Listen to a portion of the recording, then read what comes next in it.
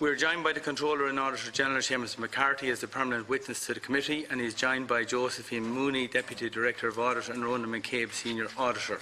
Apologies have been received from Deputy Pat Deering, Jonathan O'Brien and Kate Connolly. The first item on the agenda is minutes of the meeting of 16th May. Are they agreed and published? To publish, that's agreed.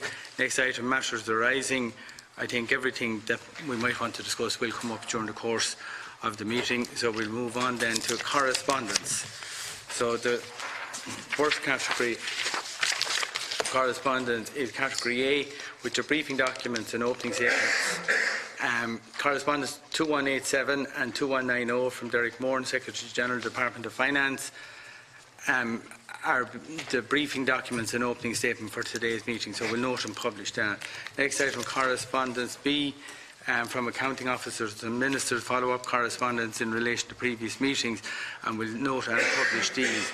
Held over from the last meeting is the minute from the Minister of Finance and Public Expenditure regarding our periodic report number 4. I'm proposing we just hold it over to the end of our this.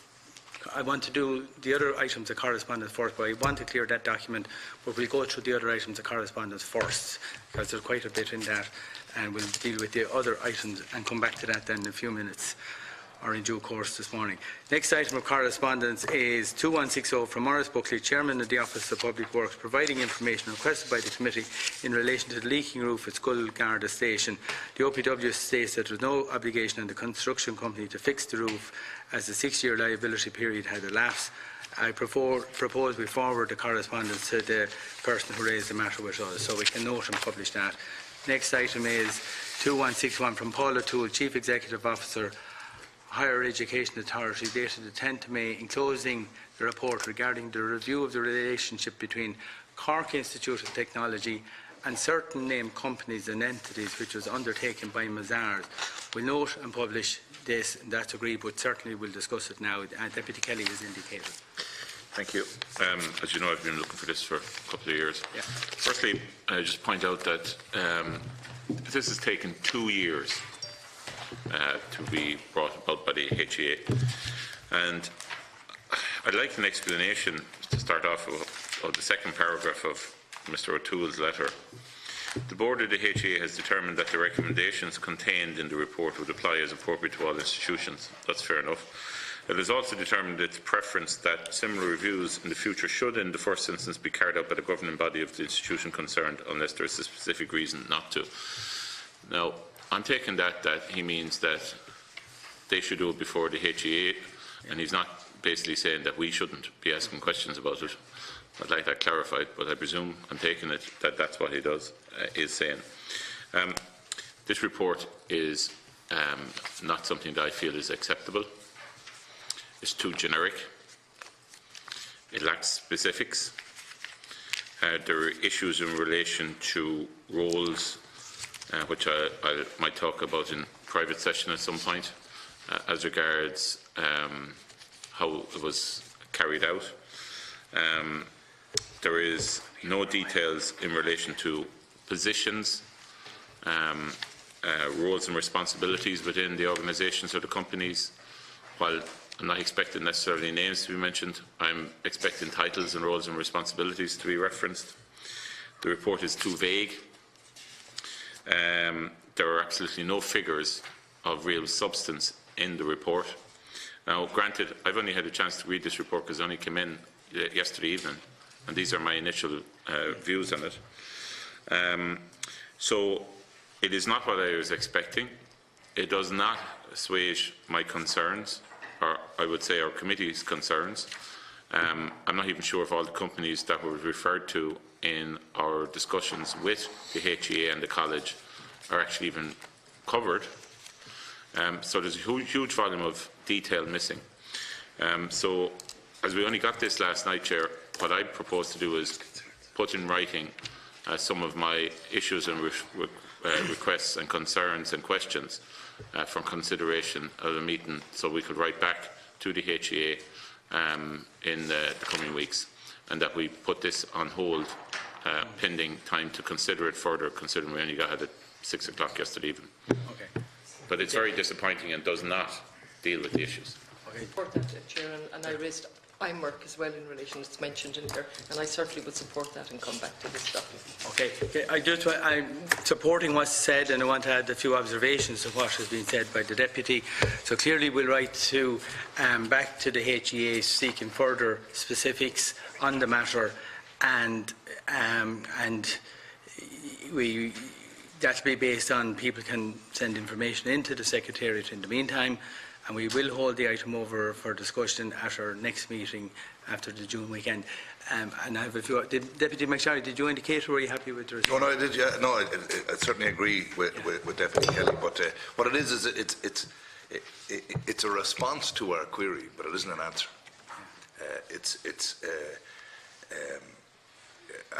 As Deputy Kelly has said, it doesn't remotely give the sort of detail that would be required for us to be able to sit back and say, well, look, we have no governance concerns there.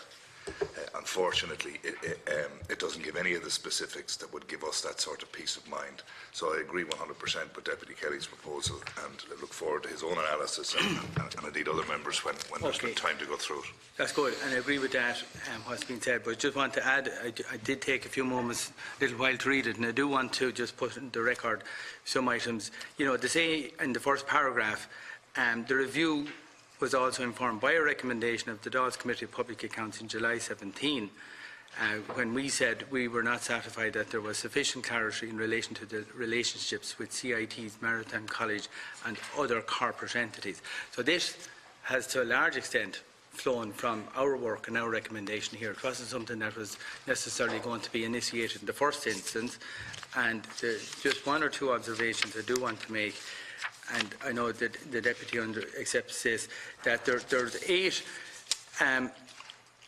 based on the information available, they're saying CIT employees, there were 8 CIT, Cork Institute of Technology employees working in the company called, they call it GTSS, which is GAC Training and Services Solutions Designated Activity Company, and there's one other person working who was an employee of CIT, working in a company called CF Tech NMC Offshore Training Designated Activity Company SNO. And then what to do, go on to say, is that to make recommendations that the conflicts of interest provided by CIT had not been completed, except I think maybe in one case. Then they make recommendations that that should be done immediately. They give pay grades of the people working in NMC. I think there's 9 people mentioned. One person was receiving a salary of over 40,000 from the subsidiary. In relation to SNO company, there was one person in receipt of a payment of over 50,000, and there is an employee of CIT at the same time. And so I think the point the Deputy raised is very well founded. The PAC were very right, you know, to pursue this matter, and we haven't got all the information we require yet. So look, I think those points can be taken on board, and there is agreement. It is, Deputy MacSharry said, a response, but not a full. No, and I know not to be adding even more work to us, but I think we need to replicate this request of all third-level institutions in terms of companies that are campus companies. I have concerns about a number in terms of the governance and the crossover between staff and ownership and equity and salaries and money, and also the potential. Maybe everything is great, but the potential for these companies then winning internal tenders. Might ask the CNAG just a general comment. This idea of subsidiaries or joint ventures, that's common quite throughout the sector. Oh, it's very common. And I think when we reported in relation to UL, there were questions around subsidiaries. We have been examining subsidiaries. All subsidiaries are required to operate to the code of practice for the governance of institutes of technology or universities, as the case may be. So the same standards and the same governance expectations would be there. I would prefer not to make any specific response to what's in the report in relation to CIT, because I haven't had an opportunity to study it in detail or to examine it, but we will be examining the implications of it and looking for similar concerns if they exist in other institutions. I think it's clear then, and Deputy MacSharry suggests, I think we have to write the HEA and ask for a report on each body under the remit, and separately to the universities. And maybe not in that detail, but at least give us the corpus structure and the breakdown and compliance with their procedures under the legislation in which the college or the university, as the case may be, was established. We just decided to how. Okay, we'll come back to that next week. It will inform what we ask, and we'll be better informed than that. We'll hold over, but you can see where we're thinking. I think we use this as the basis. Yeah, let's do this right, and then we can follow through. I want to indicate, I wish I have a particular interest in that as well, and I would just like to be. I'm usually at every meeting, but I have a particular difficulty. I think it clashes with an Irish committee when we come back. So if you could just consider that and maybe do it when I'm here. Yeah, and we'll be happy to do that, because if we are getting off correspondence in the meantime, we will be waiting for the reply. But I think we've touched an issue, and we now know it's a broader issue, and we'll come back to subsidiaries are all listed in the financial statements, in the notes to the financial statements. So there is considerable information there. Spin-out companies as well, the interest of the institution in the spin-out companies should be noted. And so there already is an indication of the scale of operation available. Okay, thank you. So the next item of correspondence is 2170 from Kieran Breen, Director of the State Claims Agency, providing information requested by the committee regarding the sums of money involved in relation to potential claims or claims lodged in respect of an outbreak of tuberculosis within the Irish Prison Service. The State Claims Agency has not attached confidentiality clause to any of those settlements. In relation to the figures provided, Mr. Breen states that they are commercially sensitive and requests that we do not publish them. So I also want to join with this. Okay, we'll deal with that. Deputy. We mightn't have published them, but there appears to be an article in one of the newspapers today. I mean, I think if you read it together with piece of correspondence 2174, obviously the State Claims Agency is telling us. Give me 10 seconds. I put that correspondence on the record. Correspondence 2174 is from Aidan O'Driscoll, Secretary-General of the Department of Justice, dated 21st of May, providing information requested by the committee in relation to the learnings for the Irish Prison Service to ensure such issues as the outbreak of tuberculosis are prevented in the future. So we'll discuss both of these items because they're on the same topic. Yeah, they seem to be taking a whole of prison approach, and it's welcome that the State Claims Agency have, indicated to us what the learnings are. But I mean, it was quite a sizable outbreak, and I mean, it's a very serious illness, and a very expensive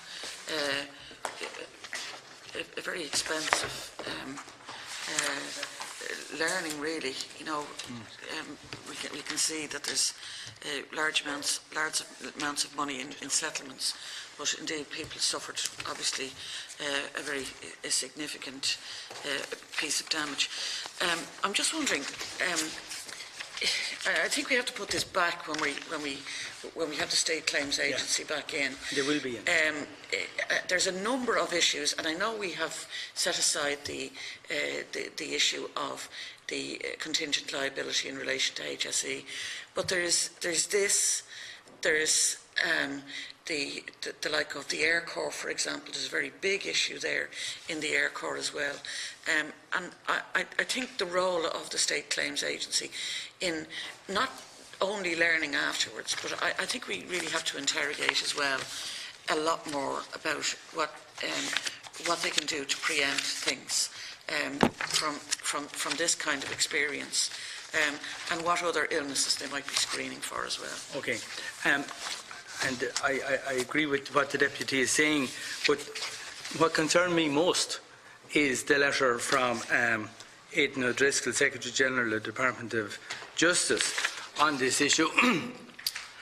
And his first paragraph starts off with the sentence, following the outbreak of tuberculosis in 2011 in the Irish Prison Service, recognised that a whole of prison approach to the TB control was required.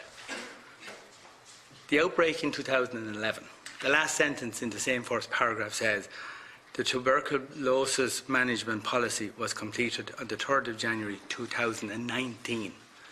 It took 8 years from the outbreak to be notified in 2011 for the department and the prison service to come out with a management policy for TB, which they only completed earlier this year. That to me shows there was no learning at all going on of sufficient quality in the 8 years intervening period, and 8 years after the event they're now writing a policy. That's utterly unacceptable, and it's leaving the state and the taxpayer wide open. And I think when we come to talk to the State Claims Agency, it's clear to me that departments, line departments, be it the HSE or whoever else, or the Air Corps, in this case the Department of Justice, don't seem to learn. And they just pass the bill on to the State Claims Agency, and Asher, the taxpayer, will pay it. But again, I reiterate, the outbreak was in 2011, and they came up with a management policy for TB in the prison service 8 years later. But that speaks volumes for how the department and how seriously they took that matter. So we'll note and publish that correspondence, and I agree with what the deputies. Yeah. So when we're doing that, I mean, obviously, prisons are, prisons are particularly, they're a unique environment, but there would be quite a number of prisoners that would go to the courts and, would go to hospitals if there's an illness or whatever. How does the State Claims Agency deal with that particular aspect is something I think we should particularly follow up on, because taking a whole of prison approach is one thing, but in actual fact, I mean, I think it's got to be wider than that. Right, okay, and they are scheduled to come in the 4th of July. Just on that, Chair, just on the issue of TB. Yeah. And it's not for this committee at all, but the issue in relation to money and risk is a similar. Earlier this year in Galway in the hospital, a patient with TB was left in a way that exposed other patients. This is all in the media. The exact same repeat. And a certain number of people contracted what's called latent TB. And the handling of it and the exposure of it, and this is all factual in the papers, certainly left a lot to be desired. And now we have people naturally going the legal route to get due redress in relation to it. So it's exactly, and this is this year in the 21st century, in the hospital. So all the policies are there on the ground, and all the policies I see referred to here in the prison service. But actually the operation of those policies is the next question. Absolutely, and risk management. Oh, you're right, and they're the issues that prevention is better than cure, and I think absolutely. So look, we will be taking these matters up with the State Claims Agency when they're in a couple of weeks' time as part of their annual report. Next item of correspondence is 2173 from Drew Harris, Commissioner in Garda Síochána, with a request to correct the record regarding a comment he made at her meeting with Garda Síochána on the 9th of May. We'll note and publish this. I find that appalling. Which? I mean, he must have been given some. I mean, yes, it's right that he corrects the record, but somebody must have given him the information that he was so categoric in his responses. To be honest with you, I find this a little bit unbelievable. Yeah. Because there's a person here who is really been. They were arrested in their job. Yeah, I mean, this is not a minor deal, and yes, obviously, for us, we've got to have the correct record of things.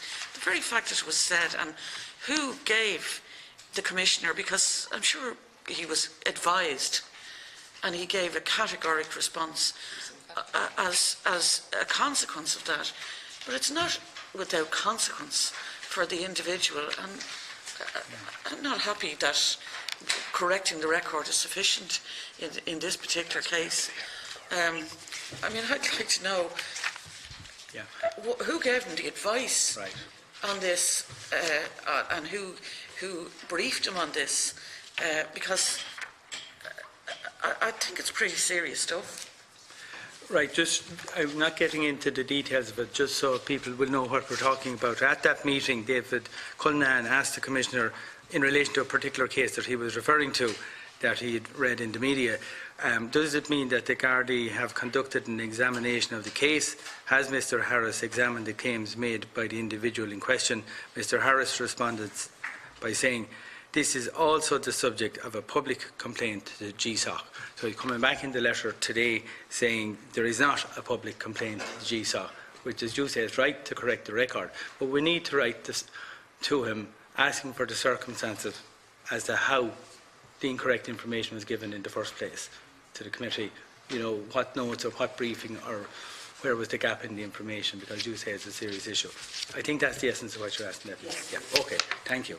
Thank you. So we note and publish that.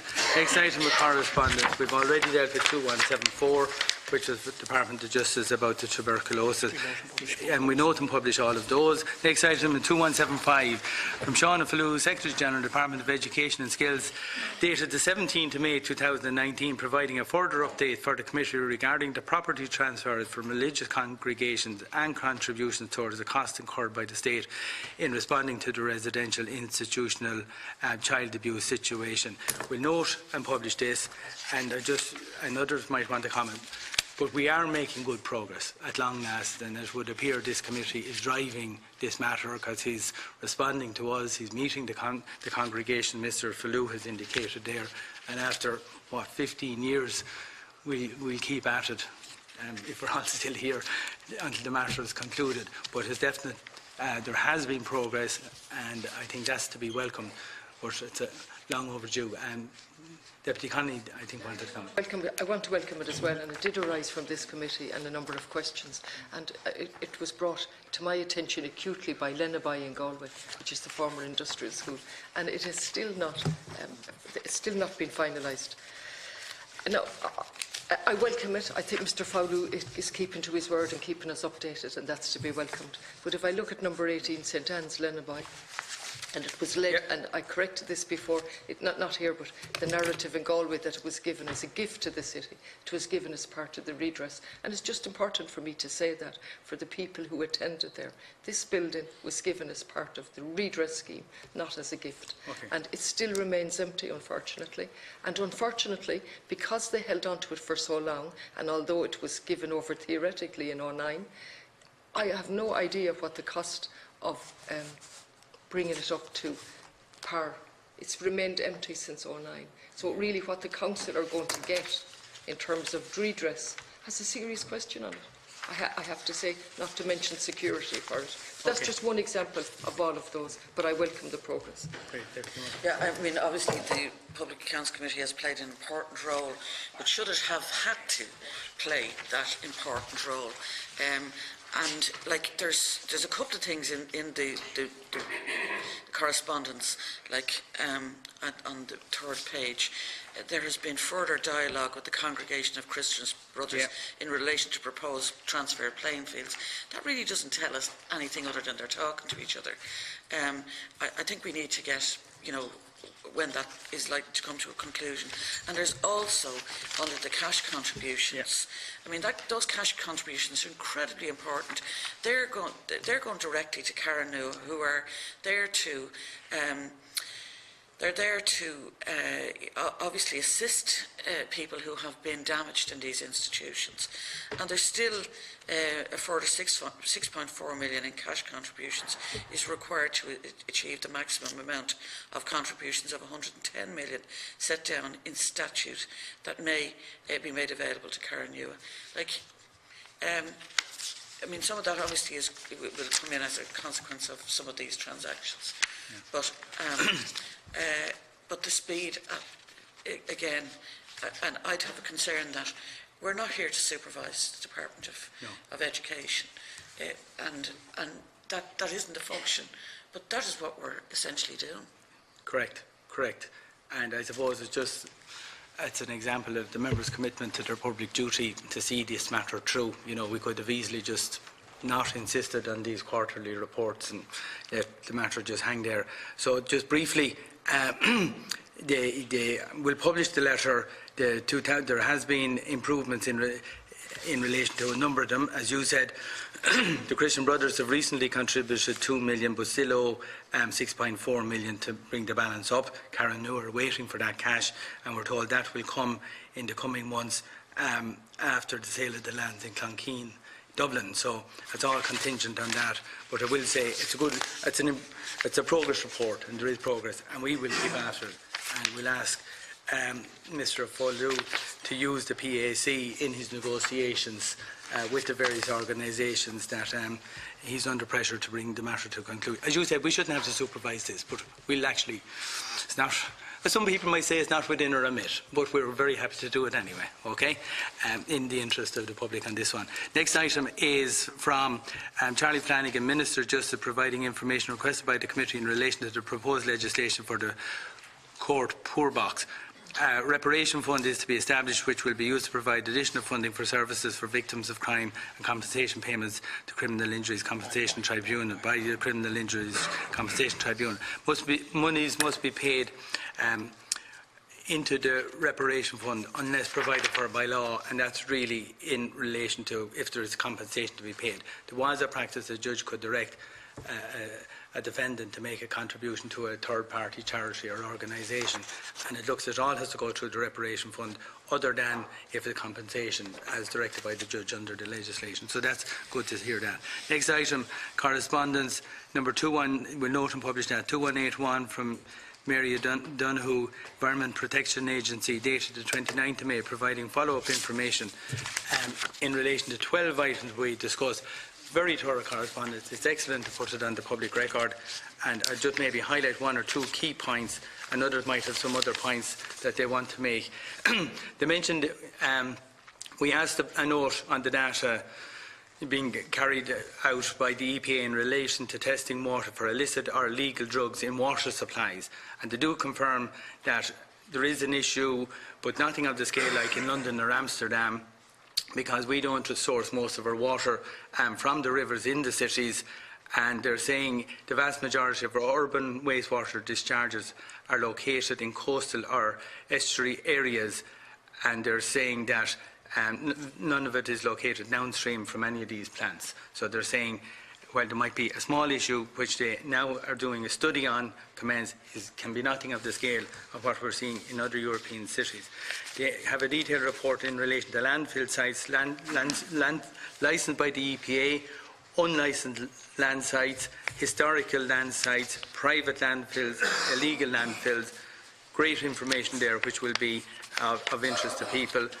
They have a lot of information in relation to the radon strategy.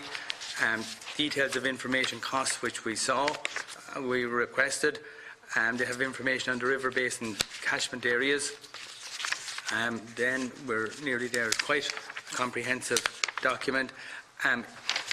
Just want to mention item number 10, the emissions trading scheme. So I'm moving on to page, what page are we on the letter? Well, it's item number 10, it's towards the end.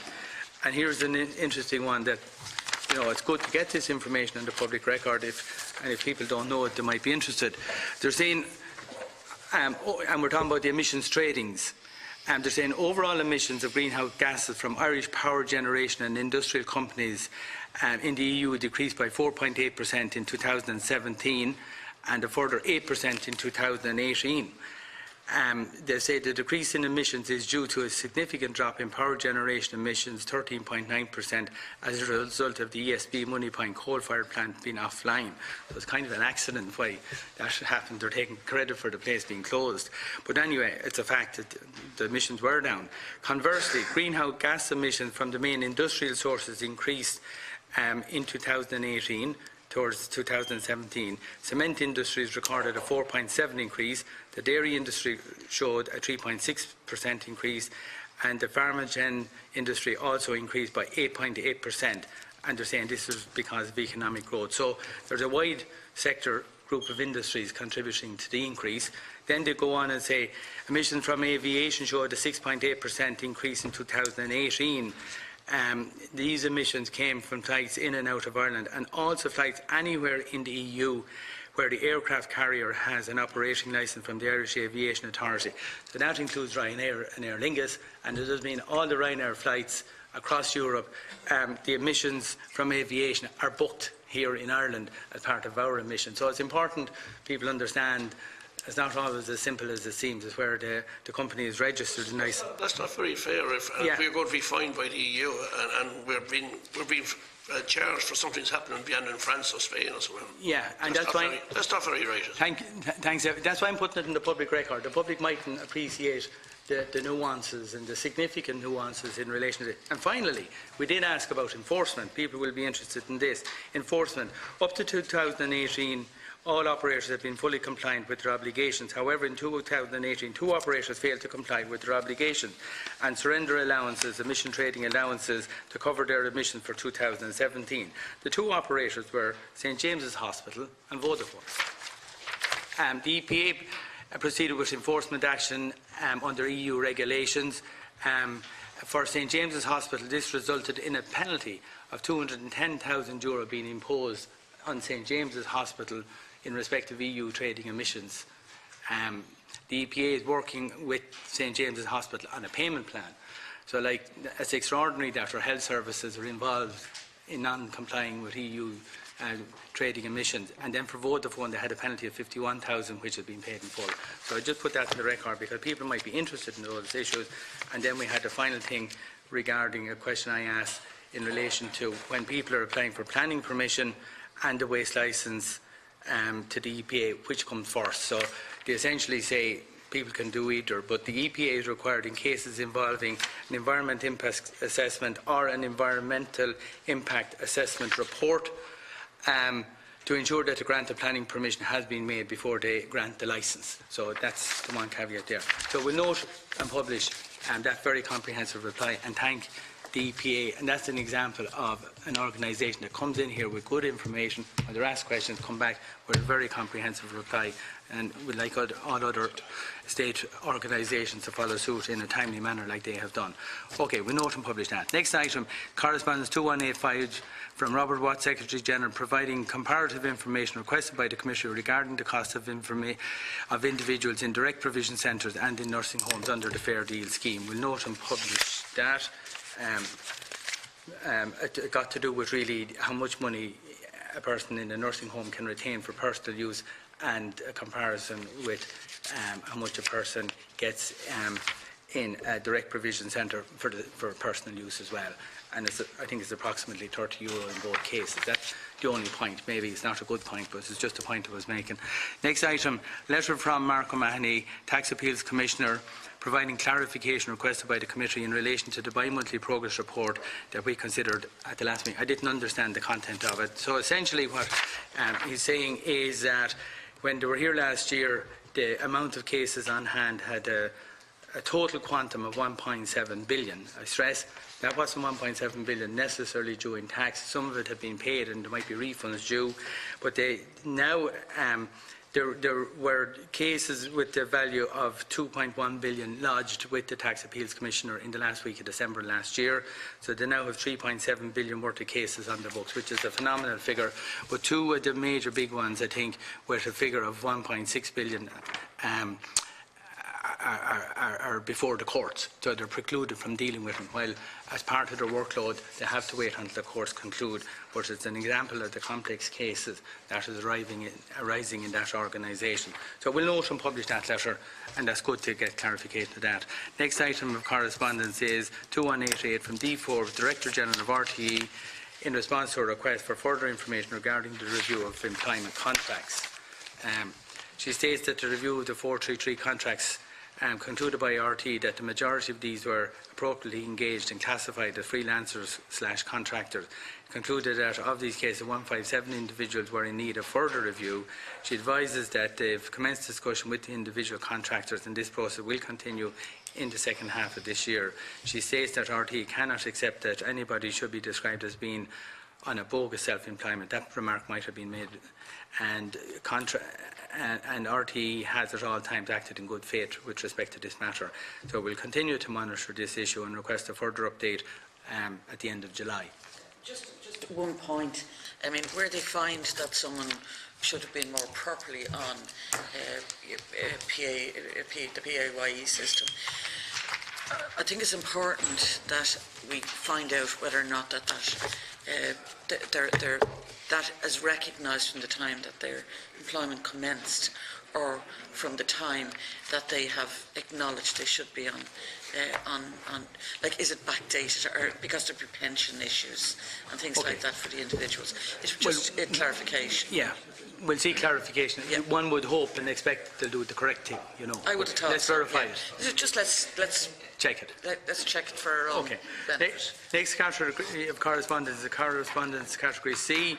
These are from individuals and not for publication. 2166 from an individual dated 13th of May requesting the committee to undertake a detailed scrutiny of the proposed Bus Connects project. We're saying this is a policy area and an ongoing project. 2171 from an individual also requests the committee to undertake a detailed scrutiny of the proposed Bus Connects project. I propose we forward these items to the Joint Committee on Transport, Tourism and Sport for whatever action they deem appropriate. Agreed.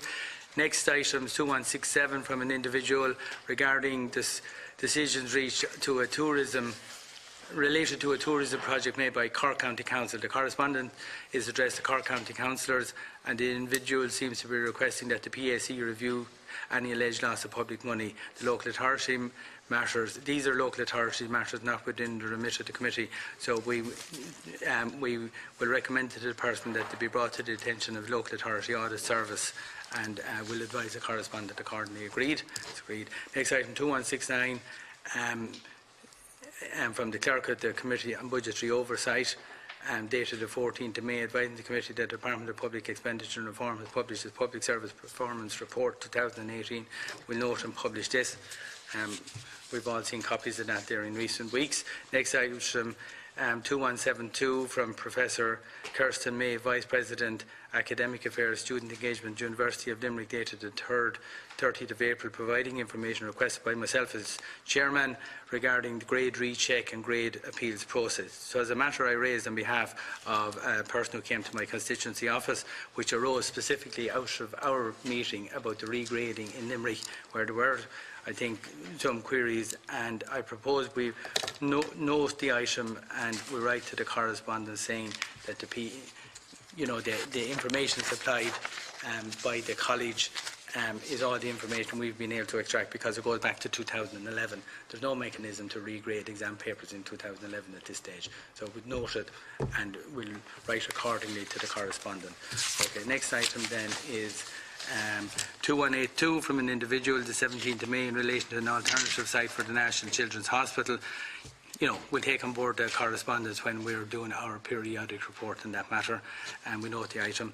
Next item related to an earlier item, 2184, and Deputy David Cullinane, dated the 20th of May, in relation to Commissioner Harris's evidence to the committee. As mentioned earlier, the Commissioner has corrected the record, so we just note that. Yeah, so we've already we've already dealt with that particular issue, I think, and we'll notify, ask the Secretary to let the Deputy know that we dealt with that issue. Next item is 2177 from Alan Morgan, dated the 16th of May, inquiring about his attendance at a private meeting of the committee in relation to the management of state-owned property at OPW. We had previously advised that this item on a work programme, but due to the pressing other business, we haven't been in a position to do so. He wrote to us as a result of our discussion of the matter of the Mezian Plaza in Baggot Street. We've examined that in detail, other matters of the OPW. We've done our periodic report.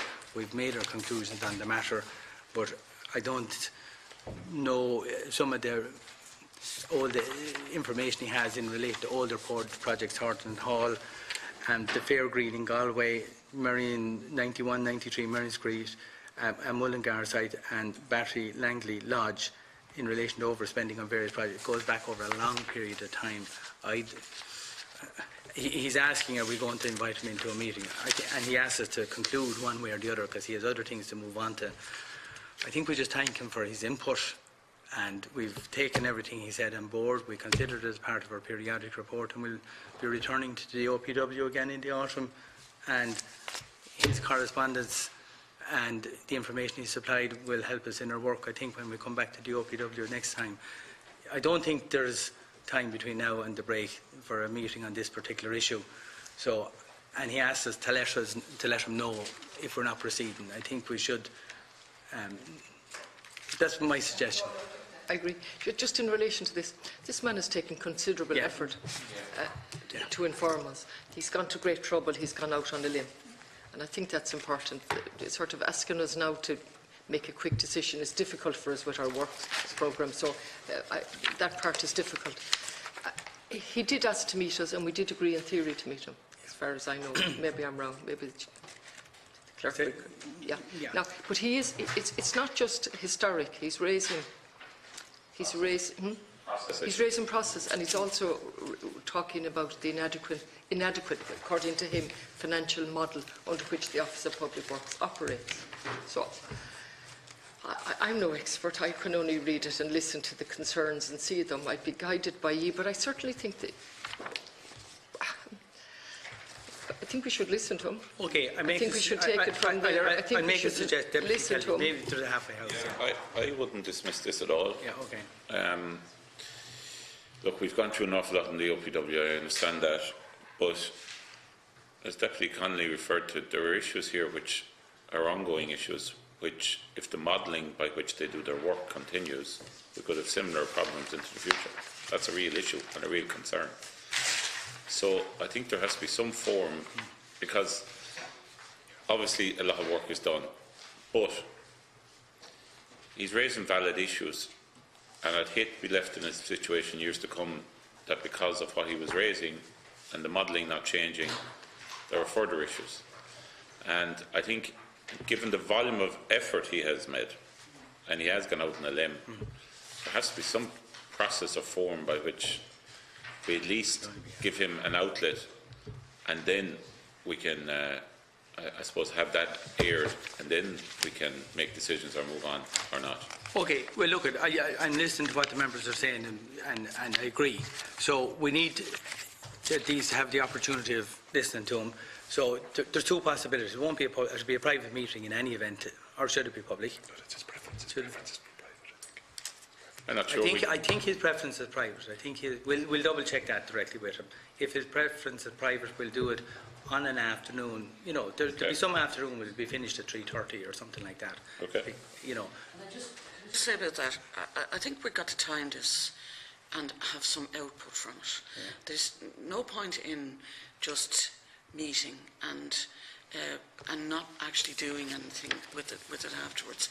And I think we've got to timetable it in such a way that we meet with him, and then we have timetabled in a follow-up. But we need to know what that follow-up is likely to be. And if we could gather in from any correspondence we have on this in advance of having that meeting.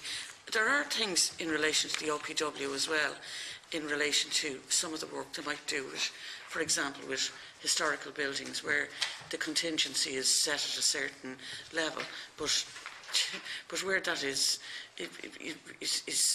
you know, not realistic.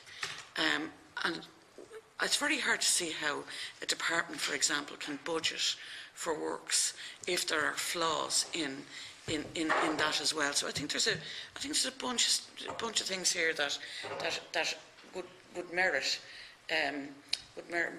a full understanding. Not just a meeting for us to understand this. For us to understand it, to do what with is what we've got to decide. Okay, that makes sense. So look, we'll contact Mr. Morgan directly with a view to setting up a meeting. It'll be a Thursday afternoon, and see his preference for public or private.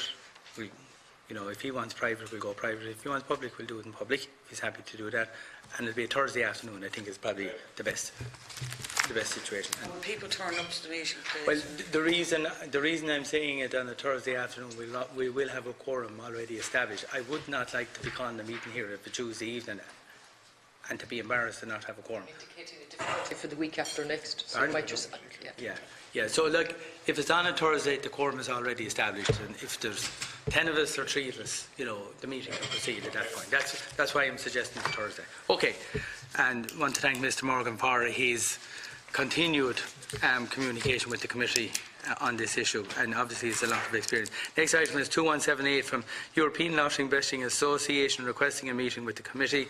It's not within our remit, and we'll send it to the I don't know, the licence was issued by Deeper anyway, and maybe it's a justice issue. I think it's about gambling, but look, we'll write back, and it's certainly not within our remit to get involved in hearing their views, but I know they've written to I think probably every individual deputy, and they're probably meeting deputies individually, so we'll let them proceed as they're doing on that matter.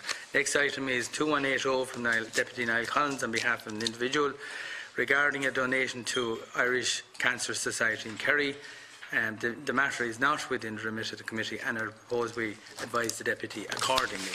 Next item, 2189 from Maya Murdoch, Chief Executive Officer, Road Safety Authority, responding to a request from the committee on foot of correspondence from an individual alleging a waste of public monies in the Road Safety Authority. The Road Safety Authority provides a comprehensive response to the remarks, and I propose we send the correspondence of that. It's got to do with the production of CDs. I think it's for people who are visually impaired was the issue.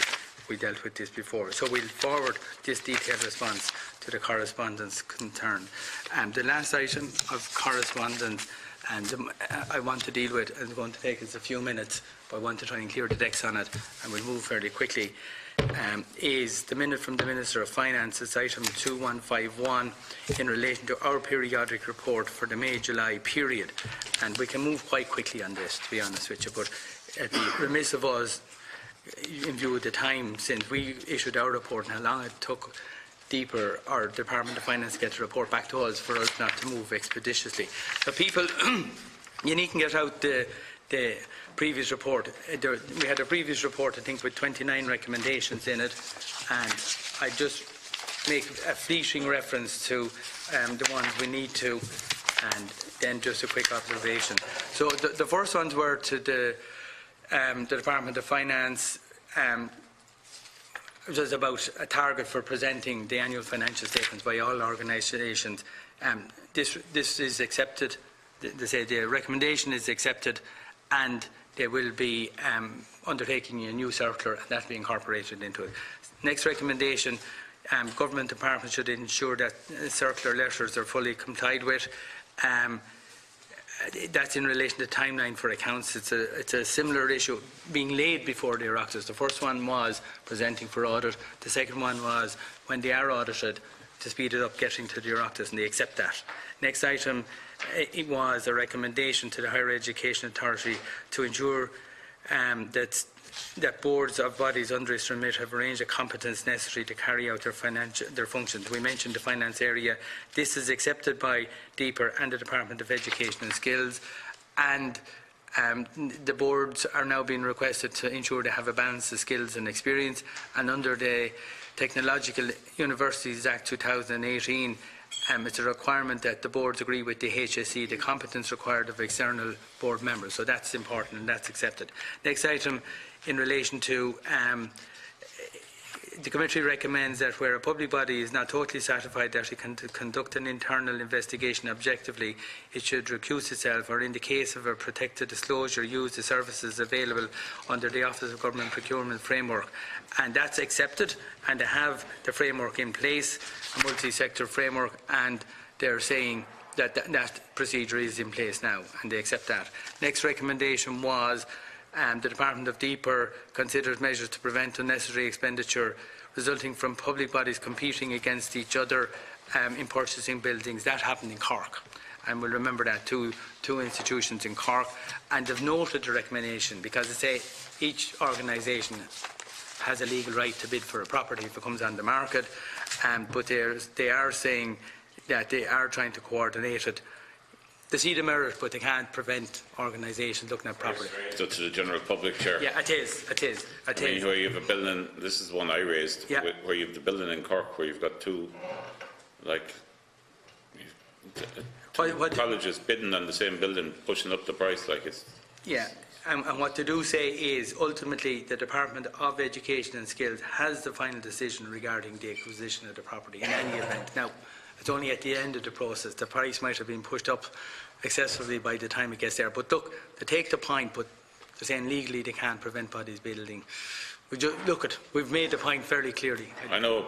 Yeah. I just want to express the point that to the general public out there, it looks weird. This seems a form of madness. It looks weird. 2 colleges, primarily funded by the taxpayer, bidding against one another for property, pushing it up and elevating the price by millions. Yeah. It's insane. Well, the PSE... So surely somebody in the department should be a liaison person that is looking at capital acquisitions. Would that not be a recommendation we could make? Somebody is just monitoring or liaison with for major capital acquisitions over a certain amount. Okay, so what? Yeah, and we have the ability to write back to this. So what the deputy is saying that we're somebody in the Department of Education across all capital purchases should be the liaison person where amounts are exceeding a certain amount to make sure that there is no crossover. Or, I mean, there should be some capital projects division within the department, knowing what's going on. Exactly. Well, because otherwise. Yeah. Okay. Well, we're talking about within education at the moment. Yes. It could happen in other places as well, but we'll deal with education for now. So I think we'll write back on that basis, asking the department to have some liaison or monitoring ability in respect of capital acquisitions above a figure of, what do we say, 5 million, 10 million? We're not talking small things. Whatever amount you think. But, I mean, inside in the one city, there are 2 major educational institutions bidding against each other. It's just laughable. Yeah. Okay, so we'll write on foot of this. We'll write back. And part of this process is we don't necessarily accept or agree every response we get from the Minister. That's his response. It's not as strong a response we would have liked.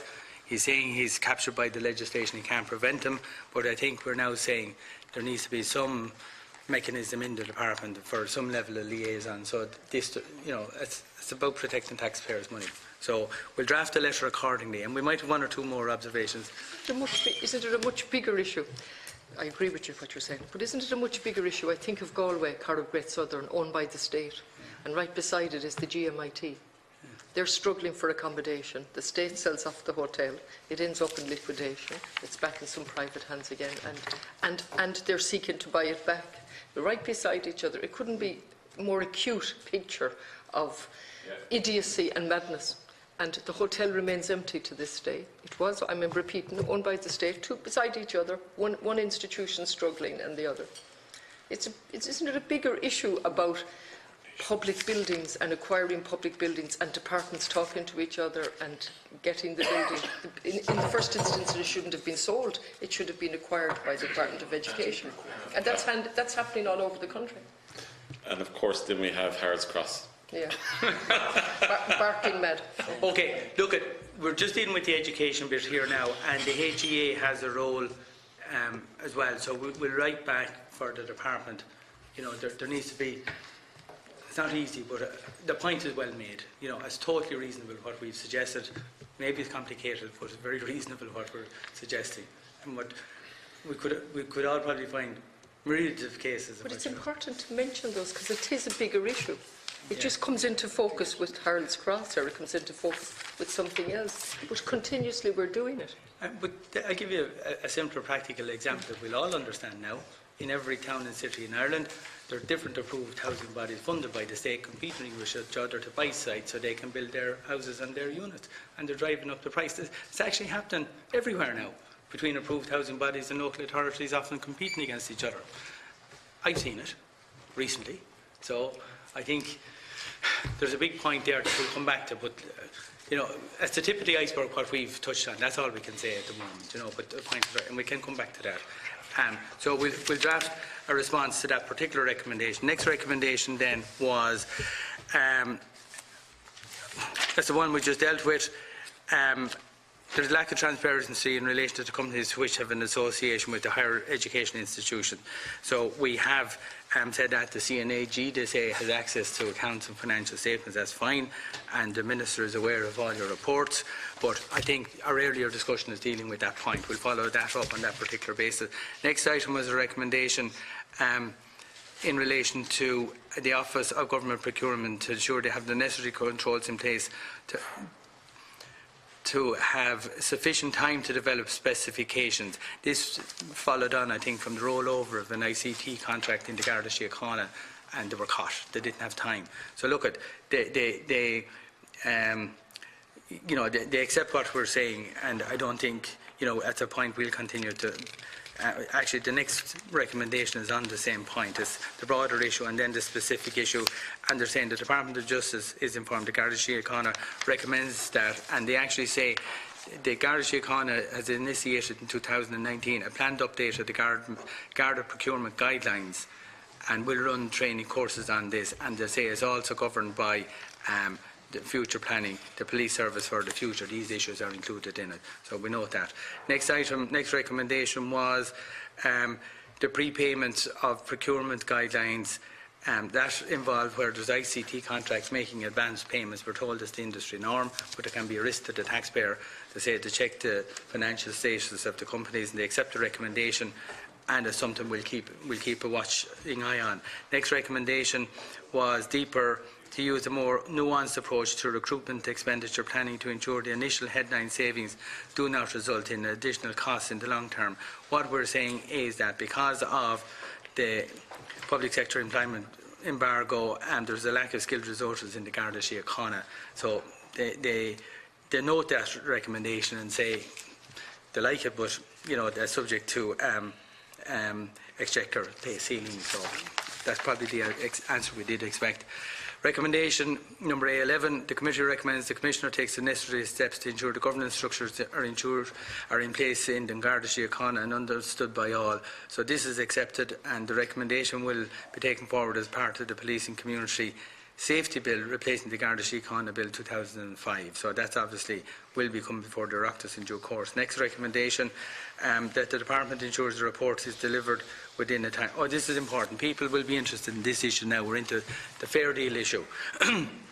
We had an issue on the nursing homes, and we had asked, was there value for money? And the Department of Health commenced a value for money report, and they've noted our recommendation, A12, and a couple of these all flow together. So this particular recommendation is the Department is currently undertaking a value for money review of the nursing home care costs, a comparison with the private and the public sector care costs, and the people will be surprised to hear this. A number of critical technical issues have arisen which have delayed the work of the steering committee and review committee.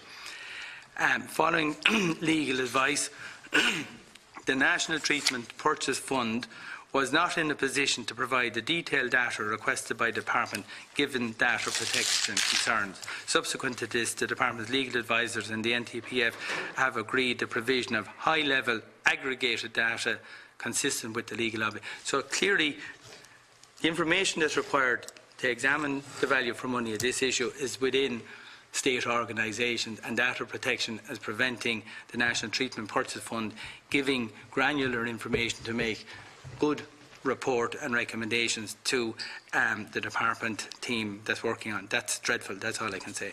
And then they go on to say the most cited reason for cost differential in the public nursing homes have a much greater cost. It relates to the dependency of residents. But then they go on to say that that they will do a sample to determine if the resources provided are aligned with care needs. They're only going to do a sample, and then they say this will extend the timeline further, and it will take time to complete the value for money. But without that data, the value for money review would have to rely on hypotheses to explain significant elements in cost differential. To proceed without data may have significantly undermined any conclusions that may be reached. So essentially they're saying this has been said, this is hearsay, but they've no evidence to back up that remark. What has been stated by minister after minister after minister about the higher dependency, they're now saying they have actually no data or evidence anywhere to back up that statement. That's what we all think. So you can't do a report on that basis. So due to the body of work and to acquire the sufficient data, a revised completion date of the end of 2019 is now proposed. But they're already acknowledging that it won't have the necessary granular data to do a detailed response due to GDPR. So I make that point. So I'm putting it on the public record, so people are asking, where is this report? A lot of people are asking, when are we going to get this issue? Because there's lots of self-employed people who have assets and they want to see this report. So, I think we have to better understand where the GDPR impediment is. Because it strikes me that anything that you name, anybody now, could be used in relation to that. I mean, surely you can do the report without mentioning particular individuals. yeah. I mean, I think we need to understand this, because if we accept this without understanding it and understanding where GDPR is the impediment, we're going to see this repeated. Right. Okay, so I think we've done our bit just for the moment. We've put this down, and I ask other members of the Oireachtas through other mechanisms than PAC to follow up this matter, because we'll be told it's not PAC business, but it does affect costs. But I read that out to put it on the arena.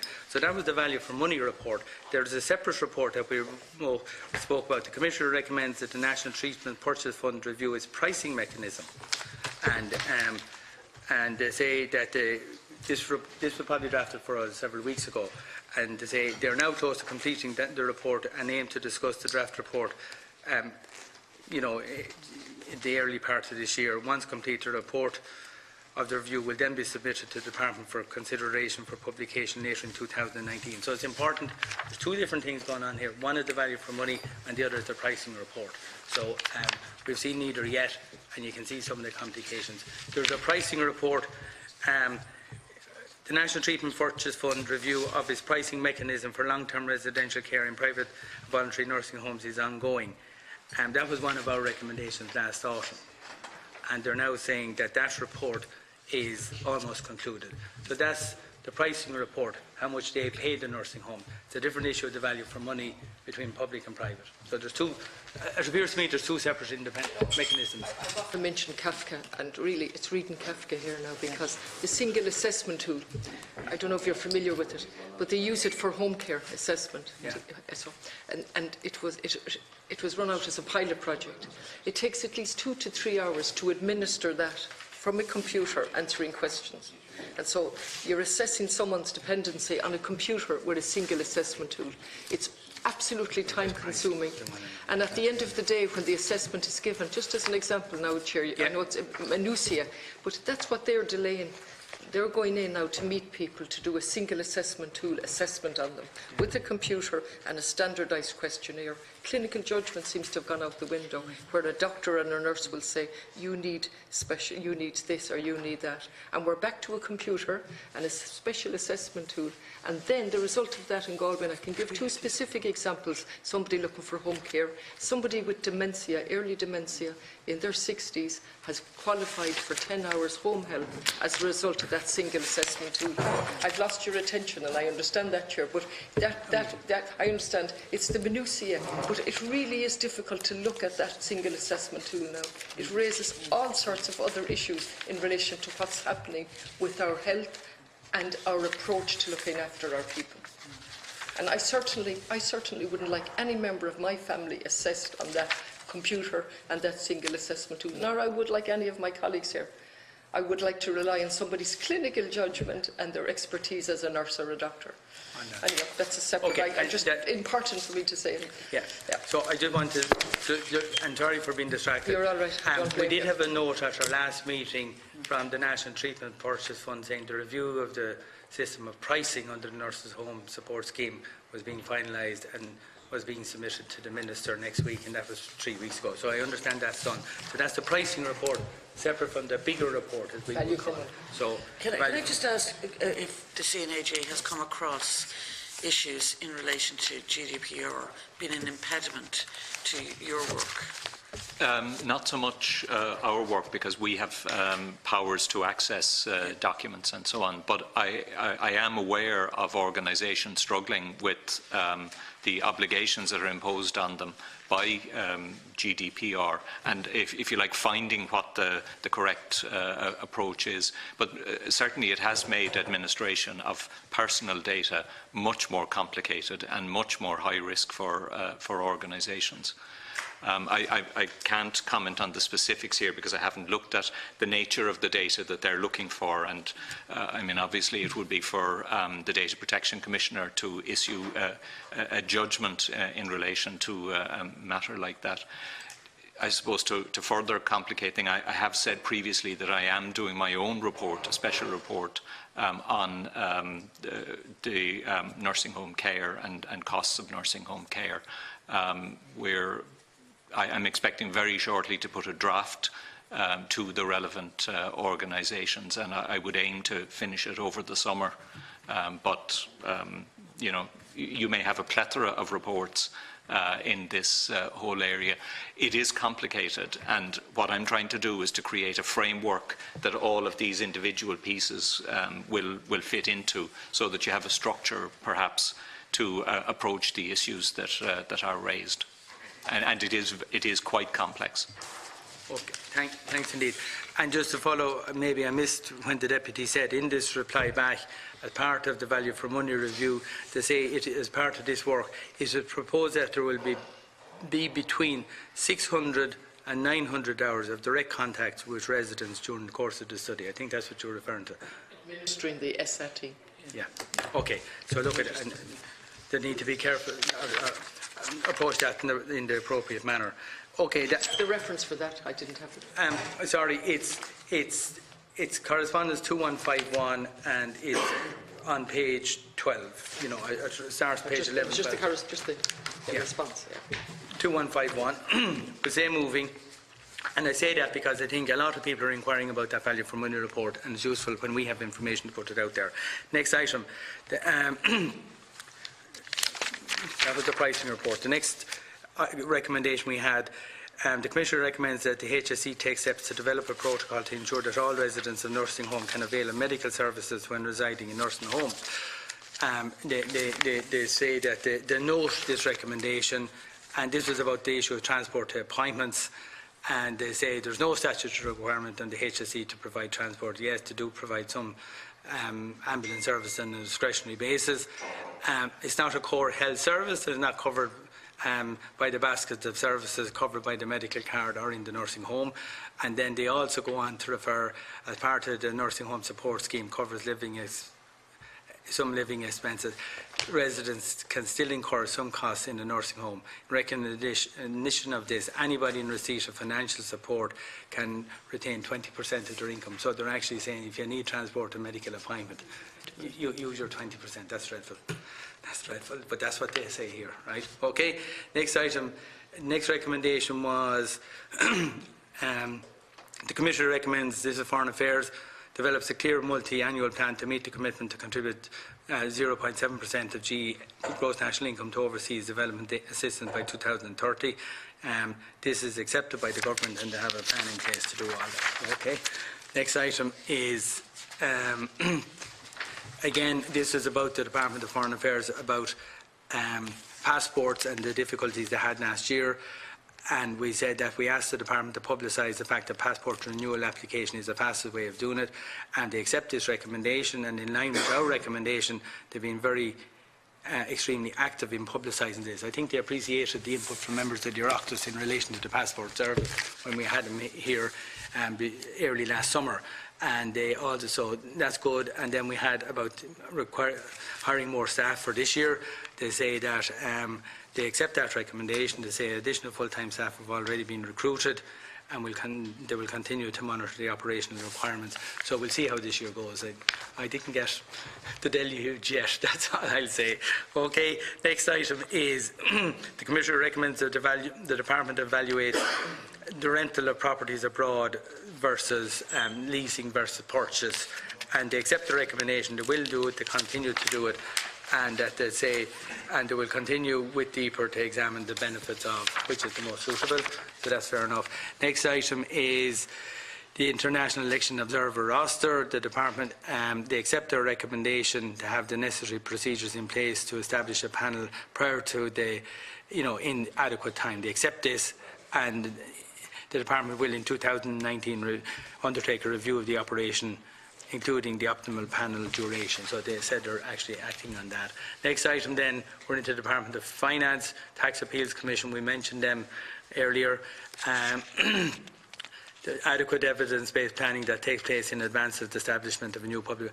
Essentially, they were set up without a proper planning and knowing the extent of the workforce, and they looked at the number of appeals that were there, but when you set up a new office, it attracts appeals, and I don't think that was taken into account. They accept their point, and for future bodies, they'll take it into account, So, that's over, but our point is well made.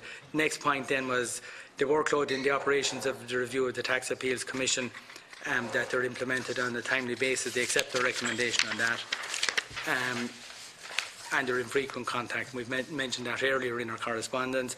Next item is the amount of tax under appeal at any time, that the Commissioner recommends measurable targets be set for the Tax Appeals Commission. That's accepted by the Tax Appeals Commission and DEEPR, and that they are actually working on procurement and a new IT system to help facilitate their management of cases. Next item then is about outstanding taxes, and the Minister for Finance. The committee recommends the Revenue reviews its approach to collecting of outstanding taxes with a view to identifying initiatives such as increasing the number of taxpayers on phased payment methods arrangement in order to accelerate the receipt of collectible taxes. And they accept this, and they say that they have updated statistics, and they're saying that they have improved, and they have a new debt management service application was due to commence last month. So I'm hoping that will improve some benefits, produce some benefits. Next item, this is in relation to cases that are published, when cases are published for tax defaulters.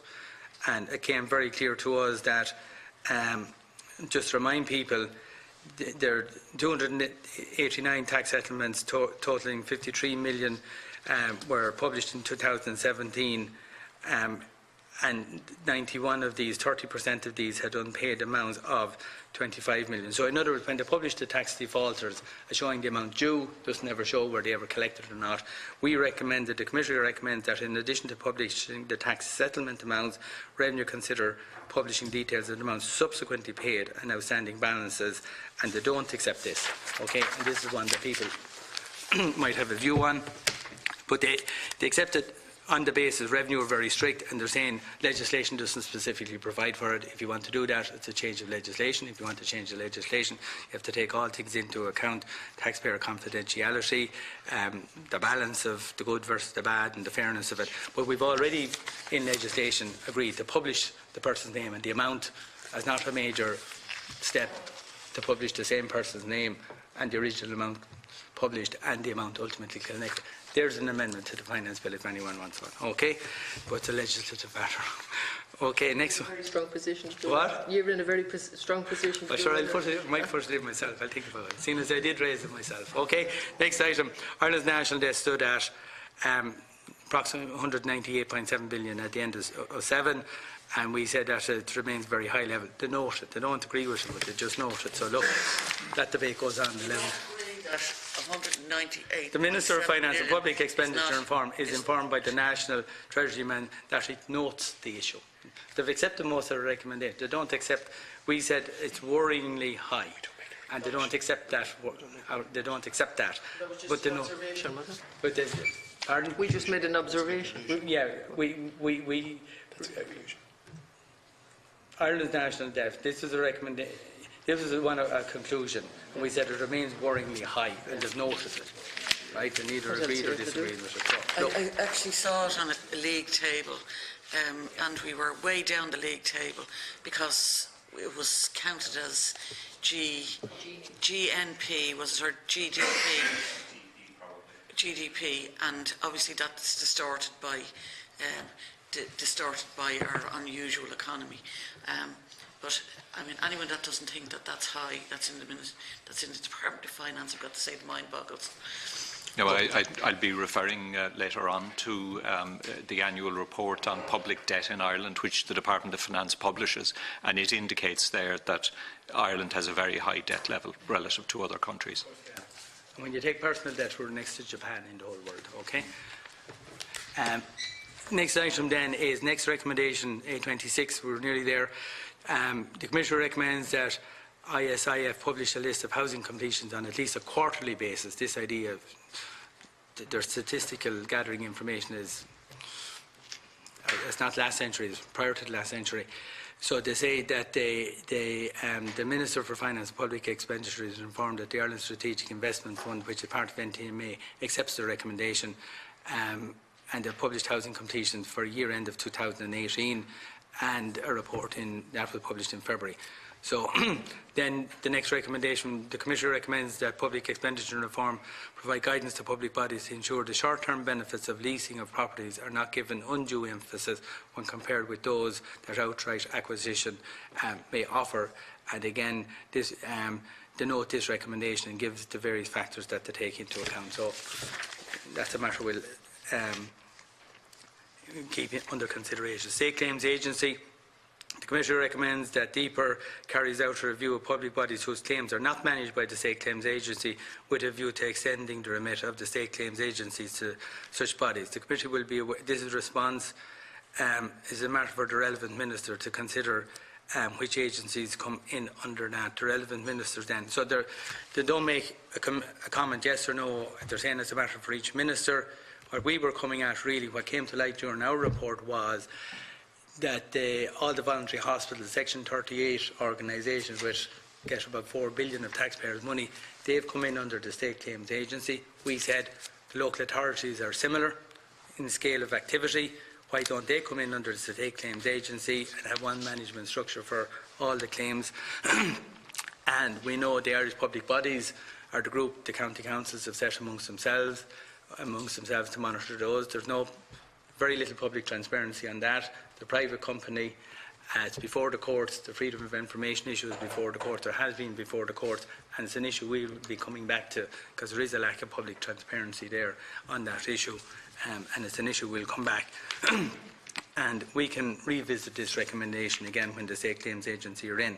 Next item is the Commissioner recommends the Department of Public Expenditure and Reform and the National Development Finance Agency carry out a review of the impact of significant events such as the collapse of Cullinane on public-private partnerships in order to document what lessons were learned. They accept this recommendation, and in addition, the Department chairs an interdepartmental steering committee on PPP projects. And they're saying, you know, those schools are going ahead.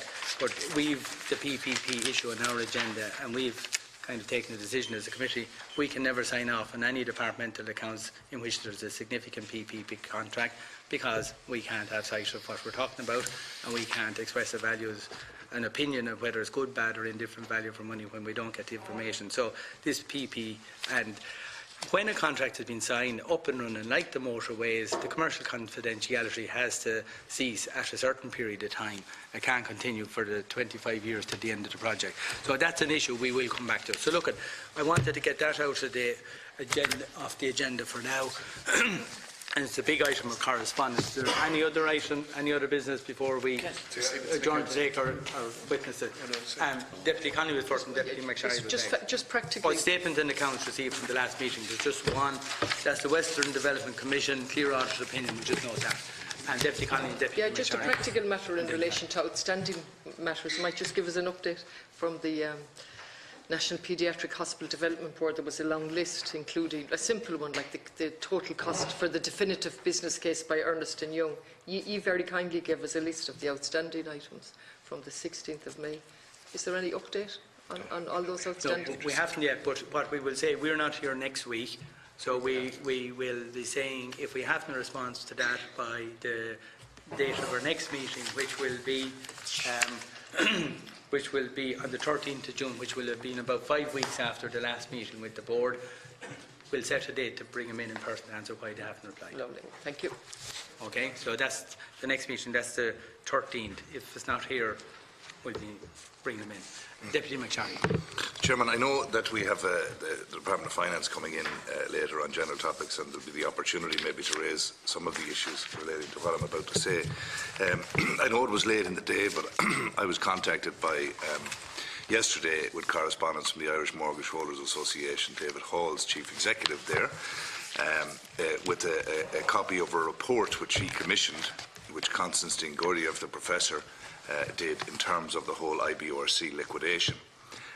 I've circulated it to the Secretariat and each member, and I think that while obviously people won't have had an opportunity to go through it yet, I would like to propose that we would invite Professor Gurdjieff and Mr. Hall in to discuss this matter.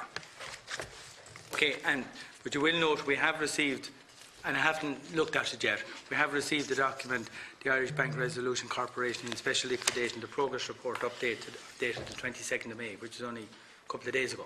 Yeah, I've read it, yeah. Yeah, I haven't. So is that relevant to the issue, or is it fundamental to what you're... Well, it is. I mean, it goes back. I mean, the committee took a position in terms of the establishment of a committee of inspection for the liquidation. Yeah. That was ignored effectively to date by the Department of Finance. Having gone through myself, granted people haven't got time, Professor Gurdjieff's report, while commissioned by a third party, very much supports that and indicates that without one, it's not possible really for us to be sure of value for money in that process. And I mean, the periodic report is as per other periodic reports. So you're heading for 306 million in terms of expenditure here. And the level of transparency around the liquidation wouldn't be remotely what a standard liquidation would be. In fact, there's an awful lot of stuff that isn't there at all. And within this report that Mr. Gurdjieff has done, there are recommendations or suggestions from him about how we might go about it, which is very much in keeping with our own, I suppose, position over the last couple of years on it. And I think we could usefully do the state some service in having him in to tease out some of these proposals, and hope that the Department of Finance, who haven't acted heretofore in establishing a committee of inspection to give the appropriate oversight to this liquidation, may yet do that. We also have the issue, and we'll raise it, I'm sure, when the department is here, is that there's this case going on where the applicant is just seeking the same thing we are.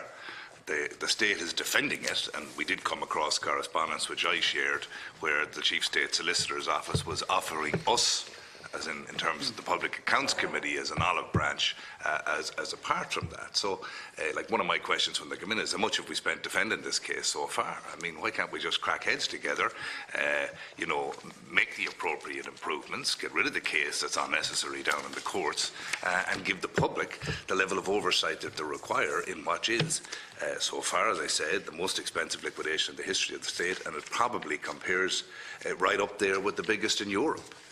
And the level of oversight that's involved it just doesn't exist.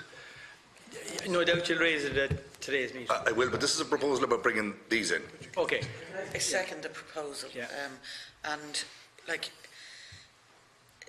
normally liquidations are supervised by the courts. What's unusual about this one is that it's supervised... Special legislation. Yes. It's supervised by the Department of Finance. Yeah. It's really out of sight, and given the cost that the public paid for the, you know, the liquidation of Anglo and Irish Nationwide, I think there's an absolute public obligation to make sure that the assets that were liquidated are, you know, that we have some oversight, and I think that would be very helpful to have that kind of expertise into the committee, and I completely support the idea that there should have been a committee of inspection. The problem is that while this court case is delaying things in terms of oversight, the liquidations are continuing, and you know, it'll become almost a moot point if we don't actually have some change at this stage. So I think this would be a very helpful way to move it on. And I concur with the points in relation to this shouldn't be playing out in the courts. This should be something that should be a routine thing that we have oversight of here at the Public Accounts Committee. Okay, and just about one sentence from this report on the record, which I think captures it. Professor Georgiev says, as a consequence of no committee of inspection, which Chairman Hughes, an accountant, would be very familiar with, and the CNAG and others, it says, as a consequence of the failure to properly account, analyse, assess, challenge and/or monitor the costs, the interests of the Irish taxpayer and ultimately all creditors by BRC have not been, are not being adequately protected. I suppose in a sentence, that's what captures. And what we found the last day finance were in, we were shocked at the level of how little staff were allocated to supervising. We were all stunned. I forget the actual dialogue at the meeting, but I think very few. Something like two staff. And I think neither were a solicitor or neither were an accountant. There was some deficit in it. Anyway, I'd have to check the record. So look, obviously this matter forms part of today's meeting. And secondly, there's a proposal and a seconder that we invite the two named people in. And what I would say is, as I see it as chairman, I don't think we want to get into Tuesday and Wednesday's meetings. The only time for a meeting like this now is a Thursday afternoon. You know, if a meeting finishes at 3. Not to be putting I'm just people out, indicating that. If our members want to start meeting on Tuesday, I'm happy, but members have other commitments as well. So any requests, and we can't have too many of them because we're fairly busy schedule from now until the mid-July. If this is to happen, it'll be on the Thursday afternoon at the conclusion of the day's business. And the quorum will already be up and running at that stage. So look, I think that's fine. And is that agreed then? I just wonder, is that agreed? Yeah, agreed. Pardon? Well, there's a proposal and there's a secondary in front of us, agreed. isn't it? It's agreed. There's a proposal and a secondary in front of us. So we're just finished now. The work programme. Chair, I had we're going to suspend now. Yeah, I just indicated the report on housing and the National Broadband Plan. Where are we at with that? Okay, what I'll suggest is we didn't finish it, and we are going to finish it. And the only issue so work is proceeding on bringing them all to a conclusion, because we had other chapters in the periodic report. And what we'll decide ourselves at our next meeting is, will we launch them separately, or because if we launch them, it takes a couple of weeks to get it done. It'll be towards the end of June, one way or the other, and we have a periodic report to launch around that time in any event. So our question is, the work is proceeding, but will we do 2 separate launches before the recess, or combine them in one? So there is that. The work is well advancing, and it's a question of presentation, when and how we present. I don't think they're natural bedfellows, to be honest. We'll discuss that. And I think, okay. So I'm giving it as I see it. That's the real issue. Yes, it'll be launched, well before, it'll be June-ish or thereabout. The only issue we have to decide as a committee, are we going to try and do 2 launches, one week and another 10 days later? That's it's a scheduling issue, but the report will be there. As the question is it a standalone or is it part of the other? And we'll discuss that amongst ourselves. And is there a capacity issue, or does that? No, there's not on that. The capacity issue will be that we will try and bring our periodic report to cover the period up to the end of March. We won't be doing, aside from the big issues, be it broadband or the paediatric hospital, which we've been dealing with prior to that, but the more recent meetings will fall to be completed over the summer for a periodic report if we are back in September. So we'll generally be stopping at the end of March for a periodic report to allow us to get that completed, including the topics you mentioned, before the recess. Okay?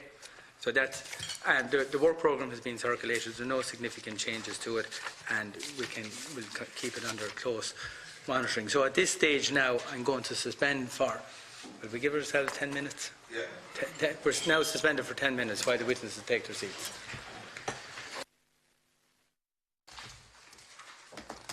And today we are dealing with the Department of Finance in relation to the 2017 appropriation accounts, vote 7 for the Minister of Finance. and also the Finance Accounts 2017. We're also dealing with the Controller and Auditor General's Reports 2017, Chapter 1, which deals with Exchequer Financial Autonomy for 2017, and Chapter 22, the Irish Fiscal Advisory Council. And we're also dealing with a special report from the CNAG, report number 105 on Ireland's transactions with the EU in 2017. We're joined this morning by the following from the Department of Finance: Derek Moore, Secretary General; John McCarthy, Assistant Secretary and Chief Economist; Gay Tobin, Assistant Secretary, Banking Division; Mary MacSharry, Head of Corporate Affairs; and Fiachra Quinlan, Finance Officer. And we're joined from the Department of Public Expenditure and Reform by Brian O'Malley, Principal, and Vicky Cahill, Assistant Principal. Can I remind members, witnesses and those in the public gallery to turn all phones off completely? That means onto airplane mode, as merely putting them on silent will still interfere with the recording system. I wish to advise witnesses that by virtue of 17(2)(1 of the Defamation Act 2009, witnesses are protected by absolute privilege in respect of evidence to the committee. If you are directed by the committee to cease giving evidence in relation to a particular matter and you continue to do so, you are entitled thereafter only to qualified privilege in respect of your evidence. You are directed that only evidence connected with the subject matter of these proceedings is to be given, and you are asked to respect the parliamentary practice to the effect that, where possible, you should not criticise or make charges against any person or persons or entity by name or in such a way as to make him or it identifiable. Members of the committee are reminded of the provisions of the Oireachtas Standing Orders number 186, that the committee shall also refrain from inquiring into the merits of a policy or policies of the government or a minister of the government or the merits of the objectives of such policies.